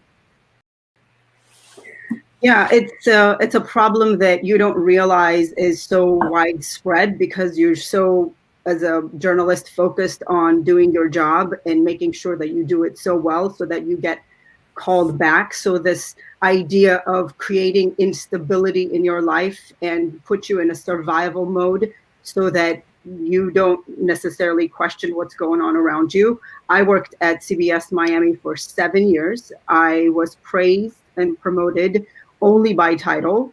And in those 7 years, job openings came and went, and I was never offered a full-time position. Other people were hired. And when I asked about it, I was told the position isn't available to you. And when I was asked about a raise potentially on my day rate, I was told that the money isn't available to you. And this went on for 7 years. And you don't think to ask because, well, this is what we want to do. And we do it because this is what we love. This is our dream. But 7 years is a long time. And when I think back, there were so many people that were working as freelancers, writers, producers, assignment desk editors, all of us for more than 3 years at a time, some people for a decade. And to be honest with you, I am nervous being here, even though I took legal action and my attorney's joining on this call. It's scary because the way CBS has managed from the top down, it trickles down into the local newsroom, and the message was always very clear: speak up, or put it in writing, or ask questions, go to HR or business department. The consequences are severe. The bullying and the retaliation is severe. You're either not going to be scheduled, or if you are, you're not going to get the assignments that you rightfully have worked for or deserve. I've spoken to dozens of people out of WCBS, KPEX, out of KCBS.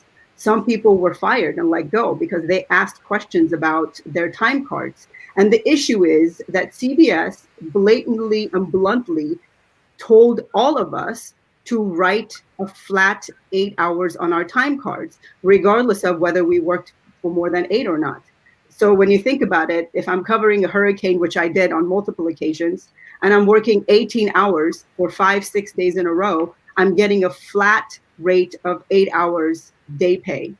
And when that happens over and over again, the economic disparities and the difficulties are very difficult to overcome. Personally, and this is embarrassing to admit on some level, but I could no longer afford my car to make my car payment. So I had to turn my lease in, and I had to buy a scooter to get to work.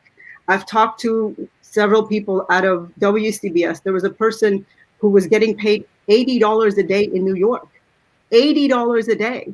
And how are you supposed to survive? And when you hear these stories, and I hear these stories because after the lawsuit, dozens of people have called me and have told me their stories.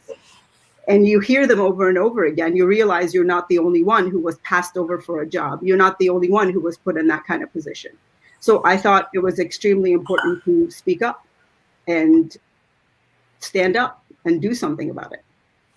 Peter, share with us, what you learned, because what Silva is laying out, I mean, is shocking and stunning. And $80 in New York City, Jesus, that's $10 an hour for 8 hours. And if you're working 10, 12, 14 hours, but you're only getting paid for 8? Well, the contention of CBS has been throughout the litigation that these independent television stations are operated with collective bargaining agreements. In Silva's case, there was no collective bargaining agreement through an organization that is SAG-AFTRA. And the SAG-AFTRA union contracts have been negotiated, but frequently there's a per diem rate, and the stations are somewhat different in how they approach their day rate. For example, the KCBS Los Angeles, their anchors are paid a day rate. In Miami, I think Silva was only paid $210 for a day for an extended period of time. And this certainly creates issues. We have advanced her lawsuit under the Fair Labor Standards Act and the Equal Pay Act, alleging violations of both of these statutes, and also Title VII for gender discrimination and age discrimination. And a lot of the people that I have spoken to who have come forward as witnesses are scared because of the retaliation that they may face, of fear of being blackballed in the industry. And so presently we have a motion pending before the court to see if we can allow, if these people would be allowed to proceed anonymously, which is a novel concept. But when you're dealing with such a big entity, the repercussions of speaking up are palpable. That point right there, Silva, is the fear. The fear, if I sue, I'm going to be blackballed. How has this impacted your career and ability to work? I mean, the consequences are severe. There's a cost to this. And I mean, I haven't worked in this industry since 2018. And to be honest with you, since 2018? 2018, yeah. Anywhere? Anywhere. And the reality is, even when I was working at CBS, I applied for other jobs. But you know what the question is why have you been working at this station for 7 years as a freelancer? Why were you not made a full-time employee? Insinuating that there is some backstory or some other reason why I was not hired. So this perception that there must be something there, not realizing that this is just a cost-cutting measure at the expense of the people who literally show up on a daily basis and do the work of 6 people in a newsroom. You know, as an employee at CBS, I produced stories for other people to voice in front. I showed up to report on a daily basis, so 5 days a week, sometimes 6 in a row. And then I write for digital, and then I do social media, and then I write for the magazine. All of that is not an 8-hour job. And to be truthful, you know, I put my entire life into this business. I was born in the Middle East. I got to this country when I was 14 years old. I learned to speak English as a sophomore in high school. And to think that I have put everything I have had into building a career and trying to move up the ladder the right way, and to end up in a situation where I have to make a decision between the career I've built and my integrity as a journalist. Because how could I ever ask anyone in the street to risk their life, to put their livelihood on the line, to put their face on camera to tell a story when I can't even do that in my own life? So I grappled and struggled with the integrity of being a journalist, and the cost has been, sorry. I understand. Take your time. Take your time. Sorry. And the reality of it is, since the news broke and this has been made public, and let me just go back and say, I tried to address this with management at the local level.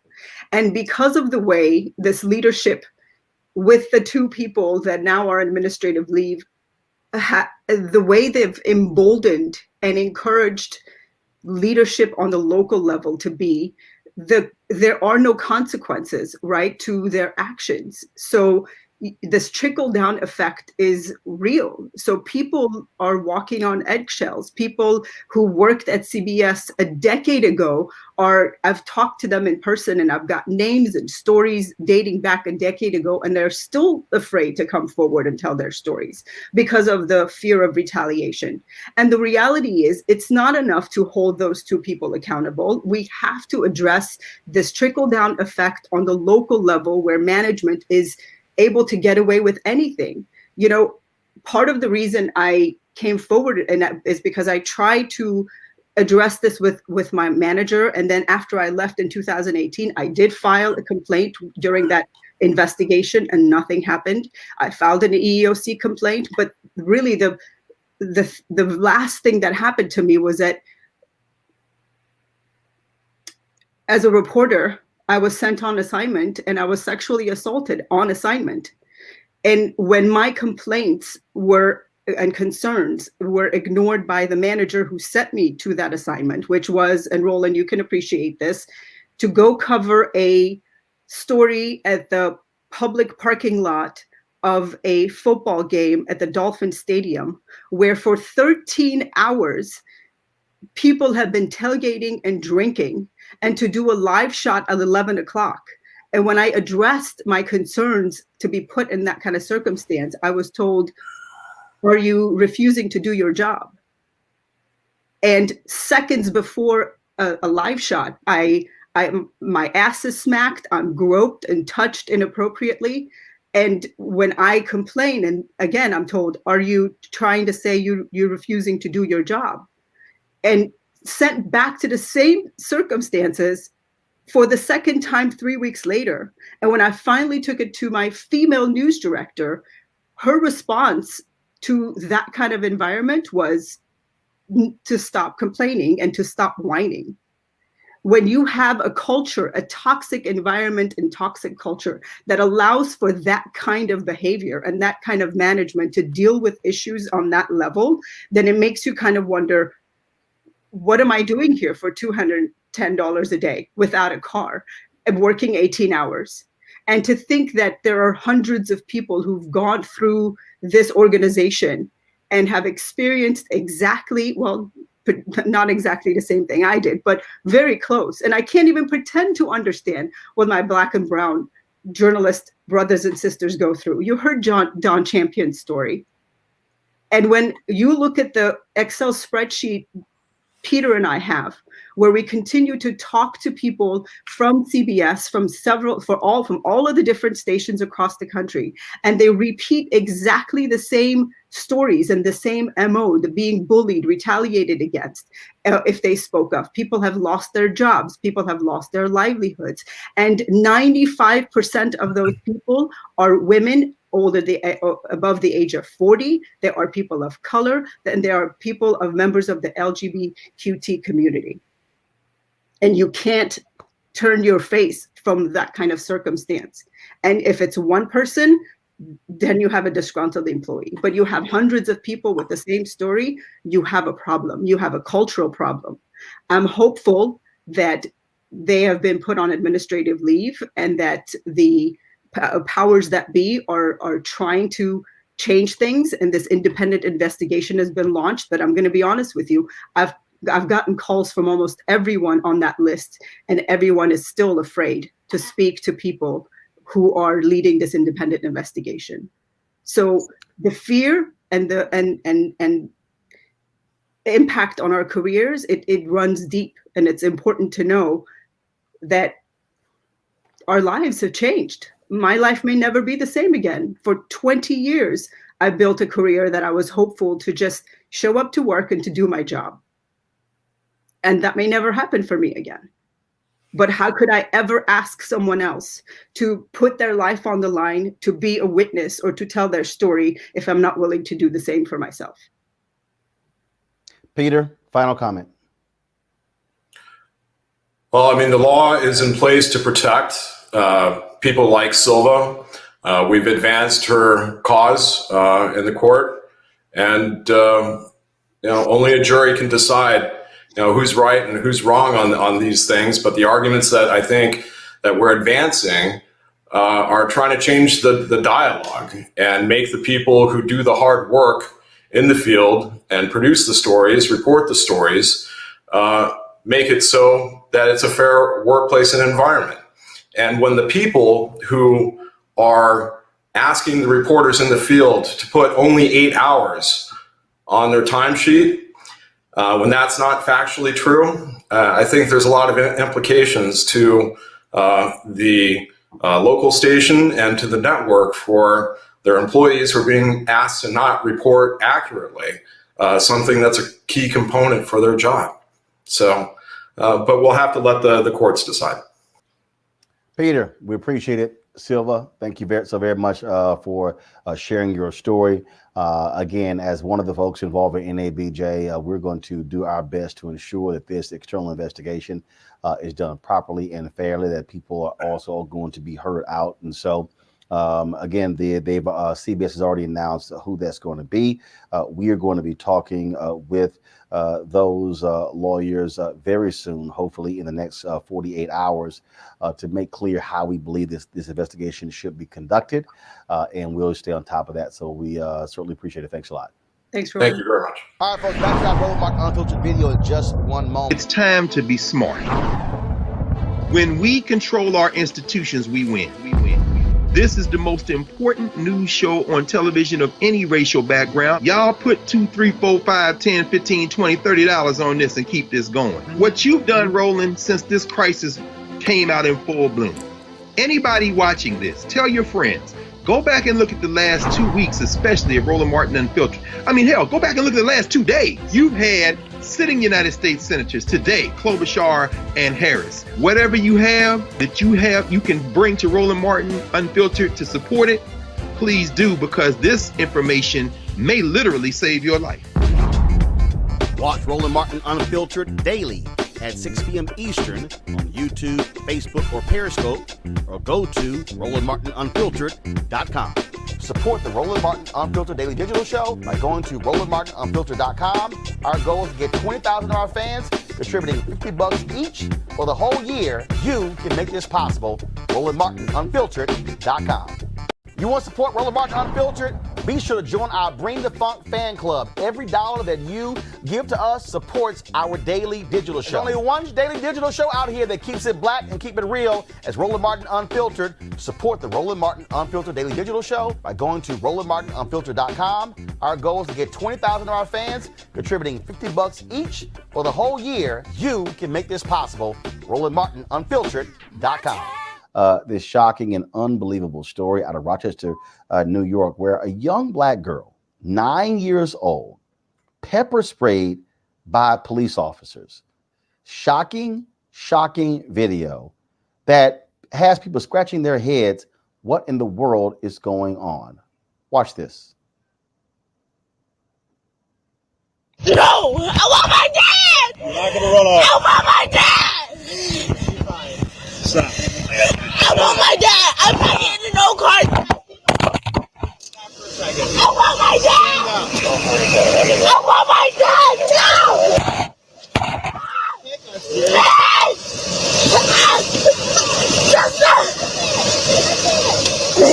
Stop.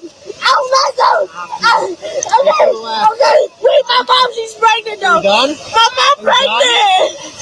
Oh yeah. Stop.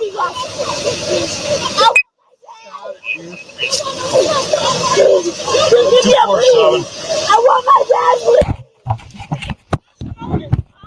Lost for SR.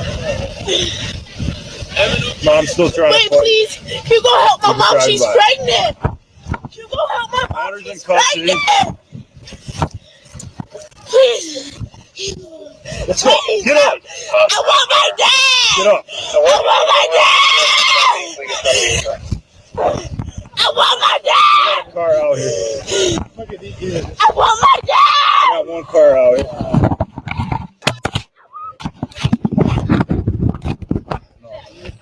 Mom's. I'm ready to take mom to jail too. Okay, but you need to get warm. Otherwise, you get okay. I don't know. Yeah. No. Her hands are freezing. Look at me. Look at me.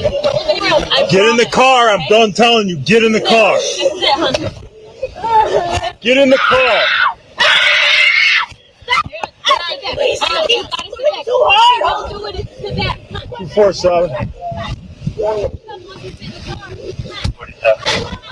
So we're going to play for you the video of the police union defending that. We'll get that ready. Let me go to my panel right now. Dr. Avis Jones, DeWeaver, leadership strategist, Mustafa Santiago Ali, former environmental justice, formerly with the EPA, Dr. Julian Mavo, president Merida Bennett College. Avis, 9-year-old girl, cops get called. Here's a 9-year-old girl, pepper sprayed. Okay, and the cops like, just pepper spray her. You don't know when a 9-year-old child is throwing a temper tantrum. What you do is you just sit there and say, let me know when you calm the hell down. You don't pepper spray a 9-year-old girl. Well, you do when you don't see that 9-year-old girl as a human being. You do when you don't see her as a child. I don't even understand why you needed. Couldn't even finish counting the number of police cars that were there. It had to have been at least 6-7 police cars there for one 9-year-old girl. This is what we mean when we talk about the dehumanization of Black bodies. That's exactly what it is. And once again, you contrast that with what we just saw a couple of weeks ago. People literally storming the Capitol, beating police officers with sticks, with hockey sticks, with fire hoses, with crutches, with everything, killing one, maiming others, and then they're getting escorted out of the space completely untouched. And now you have this, and if you're going to bring in police unions into the discussion, where are the police unions on that? I haven't heard one police union say one peep. So this is just what happens when you have a system that continuously and habitually dehumanizes and criminalizes Black bodies. I don't care how young you are. I don't care what gender you are perceived and treated as if you are a mortal threat by people who unfortunately have the power to utilize violence against you in any way they want to. And in the vast majority of situations, absolutely nothing happens to them as a result. You know, it's not just the dehumanization, it's also the defeminization. Would they have done that to a white girl? Hell to the no. So Black women are systematically treated as we are less than other women. We are treated as if we don't matter. To pepper spray, the whole thing, I mean, my stomach was just nodding up. To pepper spray, to brutalize a child, that's what she was, a child, is to basically say, Dred Scott, Black people have no rights that whites are bound to respect. That was the Dred Scott decision. And here we are again, years later, looking at this and looking at this child. And I have to just emphasize that this child, because young Black women are not allowed a childhood. And that's a really big part of the challenge. Remember the young girl who was pulled by her braids, her dreadlocks, by a police officer in Florida. But we've seen again and again and again, young Black girls being treated like they're grown women. And even as grown women, they should not have had to deal with this. This is chilling. And I hope there are consequences, but we know that all too often they're not consequences.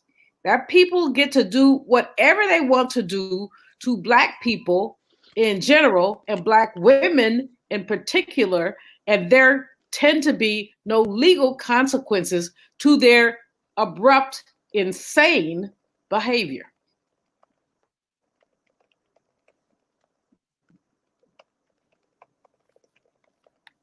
What happened here? I can't tell you anything about him. He came to the scene shortly thereafter. They were trying to get her into the car and made a decision. He made a decision there that he thought was the best action to take. It resulted in her no injury to her. Had they had to go and push further and use more force, there's a good chance she could have been hurt worse. It's very, very difficult to get somebody into the back of a police car like that. And she's 9 years old.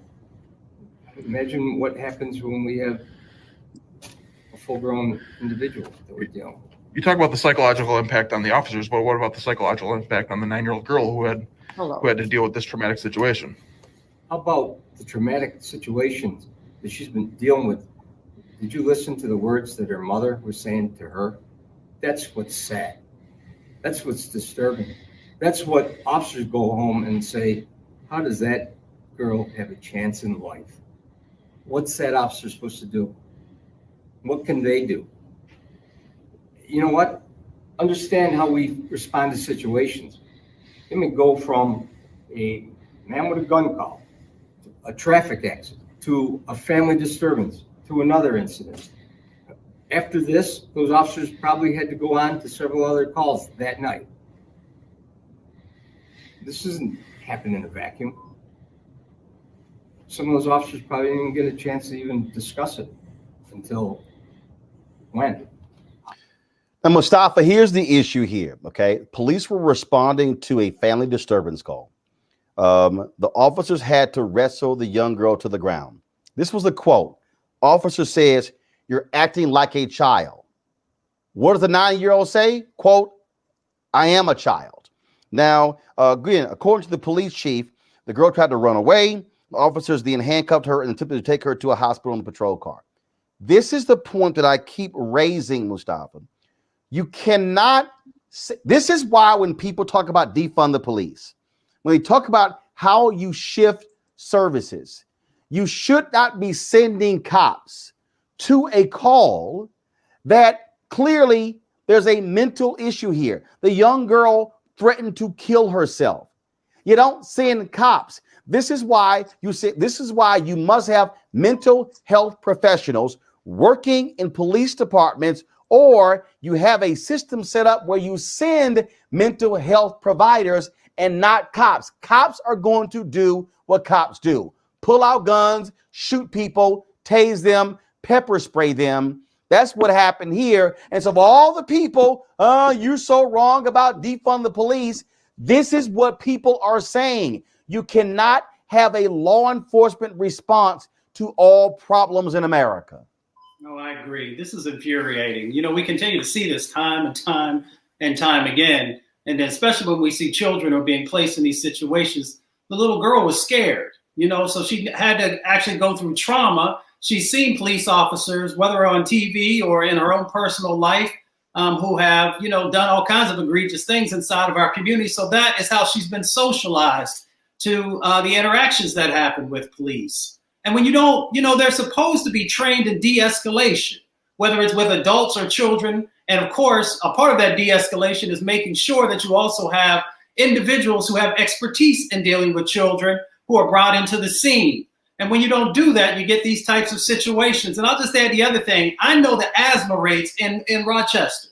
And I know that many Black and brown children have asthma. So when you start pepper spraying children who may or may not have asthma, you are also putting them in a life and death situation. So not only have you impacted her, you know, from a mental health side of the equation, dealing with the trauma from these police officers that he just got through talking about, well, what's the situation going to be like, you know, when someone's an adult? Well, you've already put in place how that person is going to be fearful of you, how that person is not going to trust you. And then you also put their lives in danger because you don't know if that child has some type of a breathing difficulty. And you're also in a COVID-19 moment where I did not see people wearing masks. So you may have also exposed her to the virus. So there are a number of different dynamics that need to be addressed, but it goes back to the restructuring of our police system in this country, which no one wants to have a serious conversation about that. And they just want to automatically shut it down and be like, well, that's folks of color who, you know, are just, you know, calling out these issues in a way that's not truthful. You see right here in color how serious these issues actually are and why change has to happen. This is the thing over and over and over again, Avis. It keeps happening. And again, I go back to so many examples. Kajima Powell in St. Louis, the young man who was playing with a screwdriver there in Dallas. In fact, Rochester, this is the same police department where they put the bag over the head of the mentally disturbed brother and suffocated him. Same police department that led to massive resignations. Well, it looks like that not enough people resigned, right? I mean, you know, it seems like to me that police department needs to be cleared out. There needs to be a cleaning house in that space. Maybe there needs to be a Department of Justice investigation into that police department and have it operate under some sort of consent decree such that it can treat the community to which it has sworn to protect and serve as an entity that actually does protect and serve those citizens. Some deep-rooted clean out.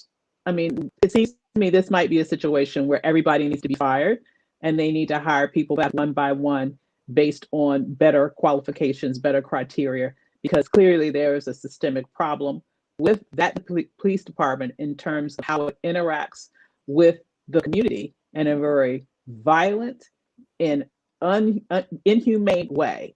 There's no fixing that. That seems to be when you see the excuses that we just heard, there's justification for that behavior, meaning that they will do it again. They don't see anything wrong with it. And so because of that, they need to go, and they all need to go. Julian, the thing here, and this is what we see this all the time, calling the cops if you're Black could end in death. You know, Roland, it's a dilemma for many Black people because often there is intervention that's needed. But when the intervention requires the Rochester Police Department, the DC Police Department, whoever else police department, they come with their biases. So people should not be calling the police when a family member has a mental health crisis. There has to be someplace else for them to call. Because what we surely know about the police is that they come in with biases. This little girl, a 9-year-old girl, a 9-year-old, was pepper sprayed, was handcuffed, was treated roughly because she was having a meltdown. That should never have happened. But the question then becomes, what are the resources in the community when a little girl has a meltdown? What are the resources? I mean, they shot a naked man in Atlanta. Naked, butt naked man. Obviously, he wasn't in his right mind running around butt naked. But he was shot because the police feared him. He didn't have anything on him, no gun, no knife. He just was butt naked. Now, maybe there's something else they fear. We're not going to go there. But the point is that these people come with their biases, and we need to get rid of these people and their biases. If you cannot deal with empathy and humanity, then you should not be on a police force. And with a 9-year-old girl, and I keep saying that, it hurts me to my soul, a little girl who is in a mental health crisis, because I don't know what's going on in her house, in her household, but she's in a crisis. So you pepper spray her and handcuff her? You don't have anybody to talk to her? Who are these people? What are these people? And why are these people on a public payroll? All right, folks, back to that Roland Martin Unfiltered video in just one moment. It's time to be smart. When we control our institutions, we win. This is the most important news show on television of any racial background. Y'all put $2, $3, $4, $5, $10, $15, $20, $30 on this and keep this going. What you've done, Roland, since this crisis came out in full bloom. Anybody watching this, tell your friends.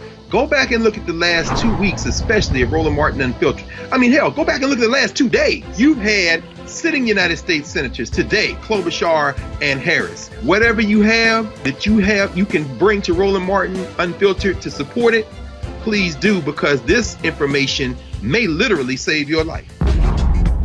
Watch Roland Martin Unfiltered daily at 6 p.m. Eastern on YouTube, Facebook, or Periscope, or go to RolandMartinUnfiltered.com. Support the Roland Martin Unfiltered Daily Digital Show by going to RolandMartinUnfiltered.com.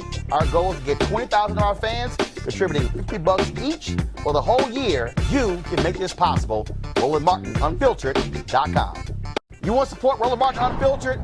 Be sure to join our Bring the Funk fan club. Every dollar that you give to us supports our daily digital show. There's only one daily digital show out here that keeps it black and keep it real as Roland Martin Unfiltered. Support the Roland Martin Unfiltered Daily Digital Show by going to RolandMartinUnfiltered.com. Our goal is to get 20,000 of our fans contributing $50 each for the whole year. You can make this possible. RolandMartinUnfiltered.com.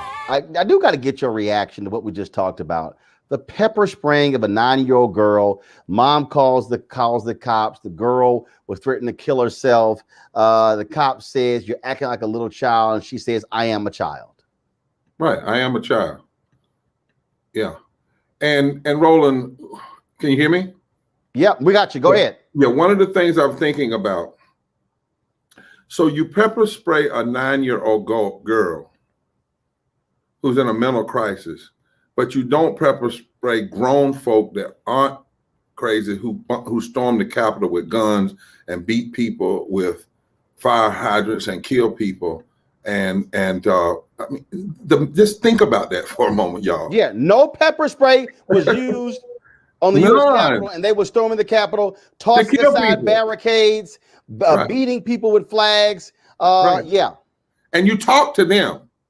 I mean, that's what's, I'm real close to saying words I try not to say when I'm listening to this. So the grown folk you know, the grown white folk come in, they're climbing walls, they're using all kinds of barricades, they are beating people, hitting them with, you know, flagpoles and fire hydrants, they're carrying zip ties, they are saying they're coming to lynch somebody, telling you what they're gonna do. We're coming to lynch, we're coming to hurt, we're coming to destroy.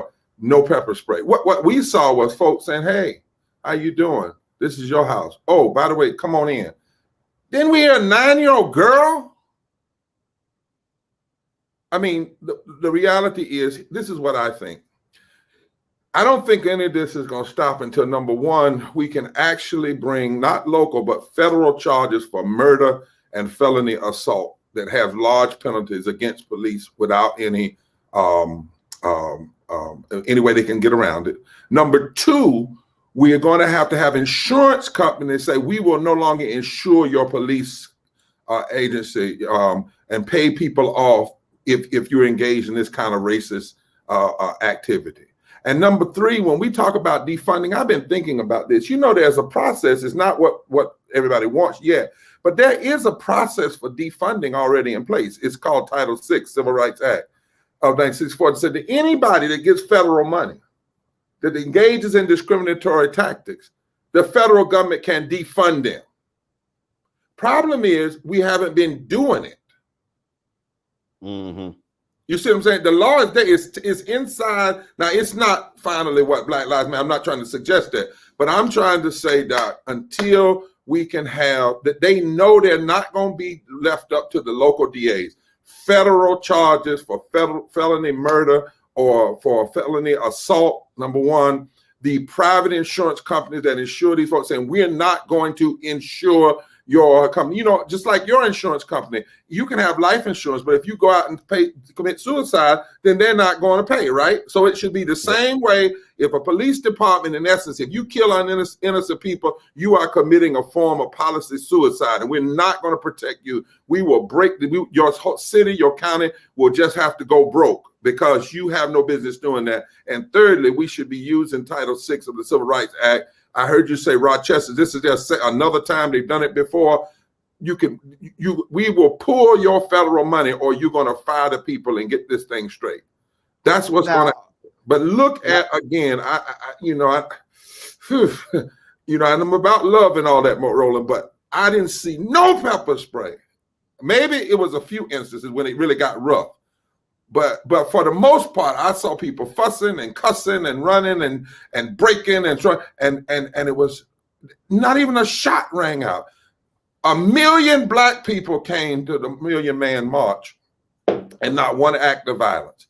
250,000 people came with the March on Washington, not one act of violence. We did 6 weeks in the Poor People's Campaign of actions at the Capitol and 43 other places around the country. And Roland, they arrested us every time for praying. You talk about going up the steps, they arrested us at the bottom of the steps. So I have no tolerance for this, and we've got to stop it. And it's only going to stop when people have penalty. And we can no longer leave it up to the local. It's got to be a federal penalty. And it's got to be harsh penalties for it. And we've got to pull the money back. All right, folks, back to our Roland Martin Unfiltered video in just one moment. It's time to be smart. When we control our institutions, we win. This is the most important news show on television of any racial background. Y'all put $2, $3, $4, $5, $10, $15, $20, $30 on this and keep this going. What you've done, Roland, since this crisis came out in full bloom. Anybody watching this, tell your friends. Go back and look at the last 2 weeks, especially of Roland Martin Unfiltered. I mean, hell, go back and look at the last 2 days. You've had sitting United States senators today, Klobuchar and Harris. Whatever you have, you can bring to Roland Martin Unfiltered to support it. Please do, because this information may literally save your life. Watch Roland Martin Unfiltered daily at 6 p.m. Eastern on YouTube, Facebook, or Periscope, or go to RolandMartinUnfiltered.com. Support the Roland Martin Unfiltered Daily Digital Show by going to RolandMartinUnfiltered.com.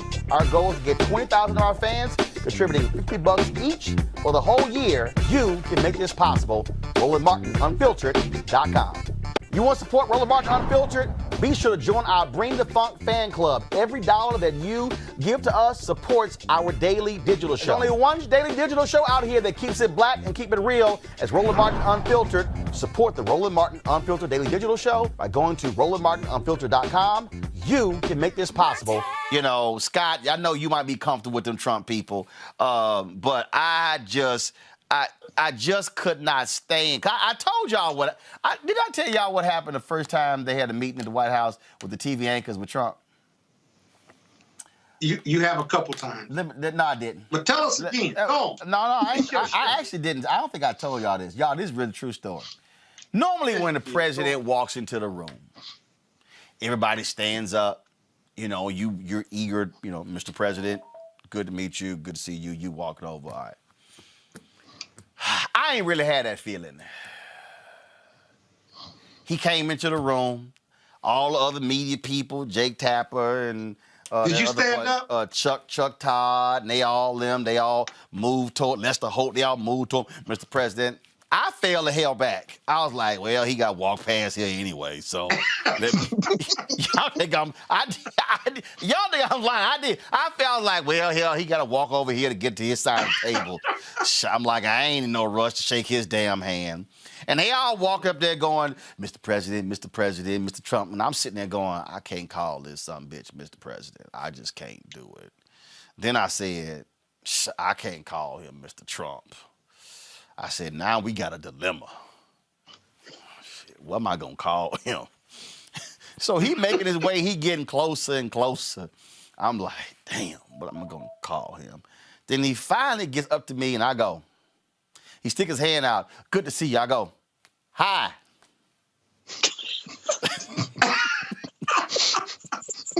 You just said hi? Monique, I did. I went, hi. Monique, I'm not lying. I am not lying. My mouth. No, you never told this story. My mouth. Yeah, you never told this story. I'm sharing it with others. My mouth could not fix itself to say. I couldn't. I ain't say Mr. President. I didn't say Mr. Trump. I didn't even say Donald. I went, hi. How you doing? That's all I said. Hi. That was it. Good to see you. And did he say anything back to you? That's all he said. Then he said, good to see you. I'm like, And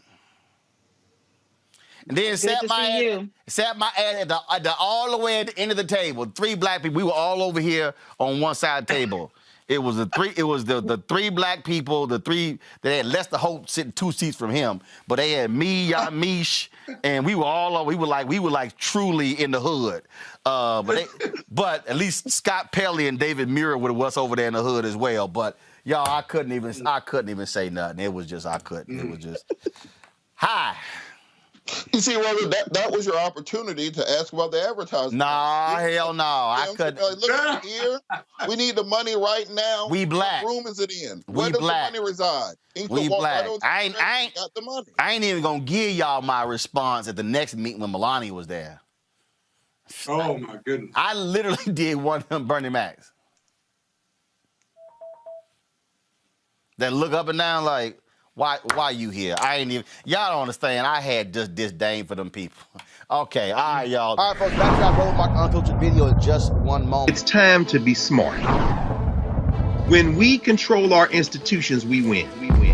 This is the most important news show on television of any racial background. Y'all put $2, $3, $4, $5, $10, $15, $20, $30 on this and keep this going. What you've done, Roland, since this crisis came out in full bloom. Anybody watching this, tell your friends, go back and look at the last 2 weeks, especially of Roland Martin Unfiltered. I mean, hell, go back and look at the last 2 days. You've had sitting United States senators today, Klobuchar and Harris. Whatever you have that you can bring to Roland Martin Unfiltered to support it, please do, because this information may literally save your life. Watch Roland Martin Unfiltered daily at 6 p.m. Eastern on YouTube, Facebook, or Periscope, or go to RolandMartinUnfiltered.com. Support the Roland Martin Unfiltered Daily Digital Show by going to RolandMartinUnfiltered.com. Our goal is to get 20,000 of our fans contributing $50 each for the whole year. You can make this possible. RolandMartinUnfiltered.com. You want to support Roland Martin Unfiltered? Be sure to join our Bring the Funk fan club. Every dollar that you give to us supports our daily digital show. There's only one daily digital show out here that keeps it black and keep it real. As Roland Martin Unfiltered. Support the Roland Martin Unfiltered Daily Digital Show by going to RolandMartinUnfiltered.com. You can make this possible. I got it. Robert, are you like me? Do you wake up feeling a little better knowing ignorant fools not in the White House? I mean, I was driving. I had to get here early this morning for this education thing, and I was driving, and I always drive by the old executive office building, and it was just like, damn, it feels nice not to have some dumbasses you got to wake up to every morning. I mean, am I the only one? Well, no, I think No race to many people feel that way. Just the fact that I've gone several days since the inauguration and not watched any news and not thought about politics the entire day.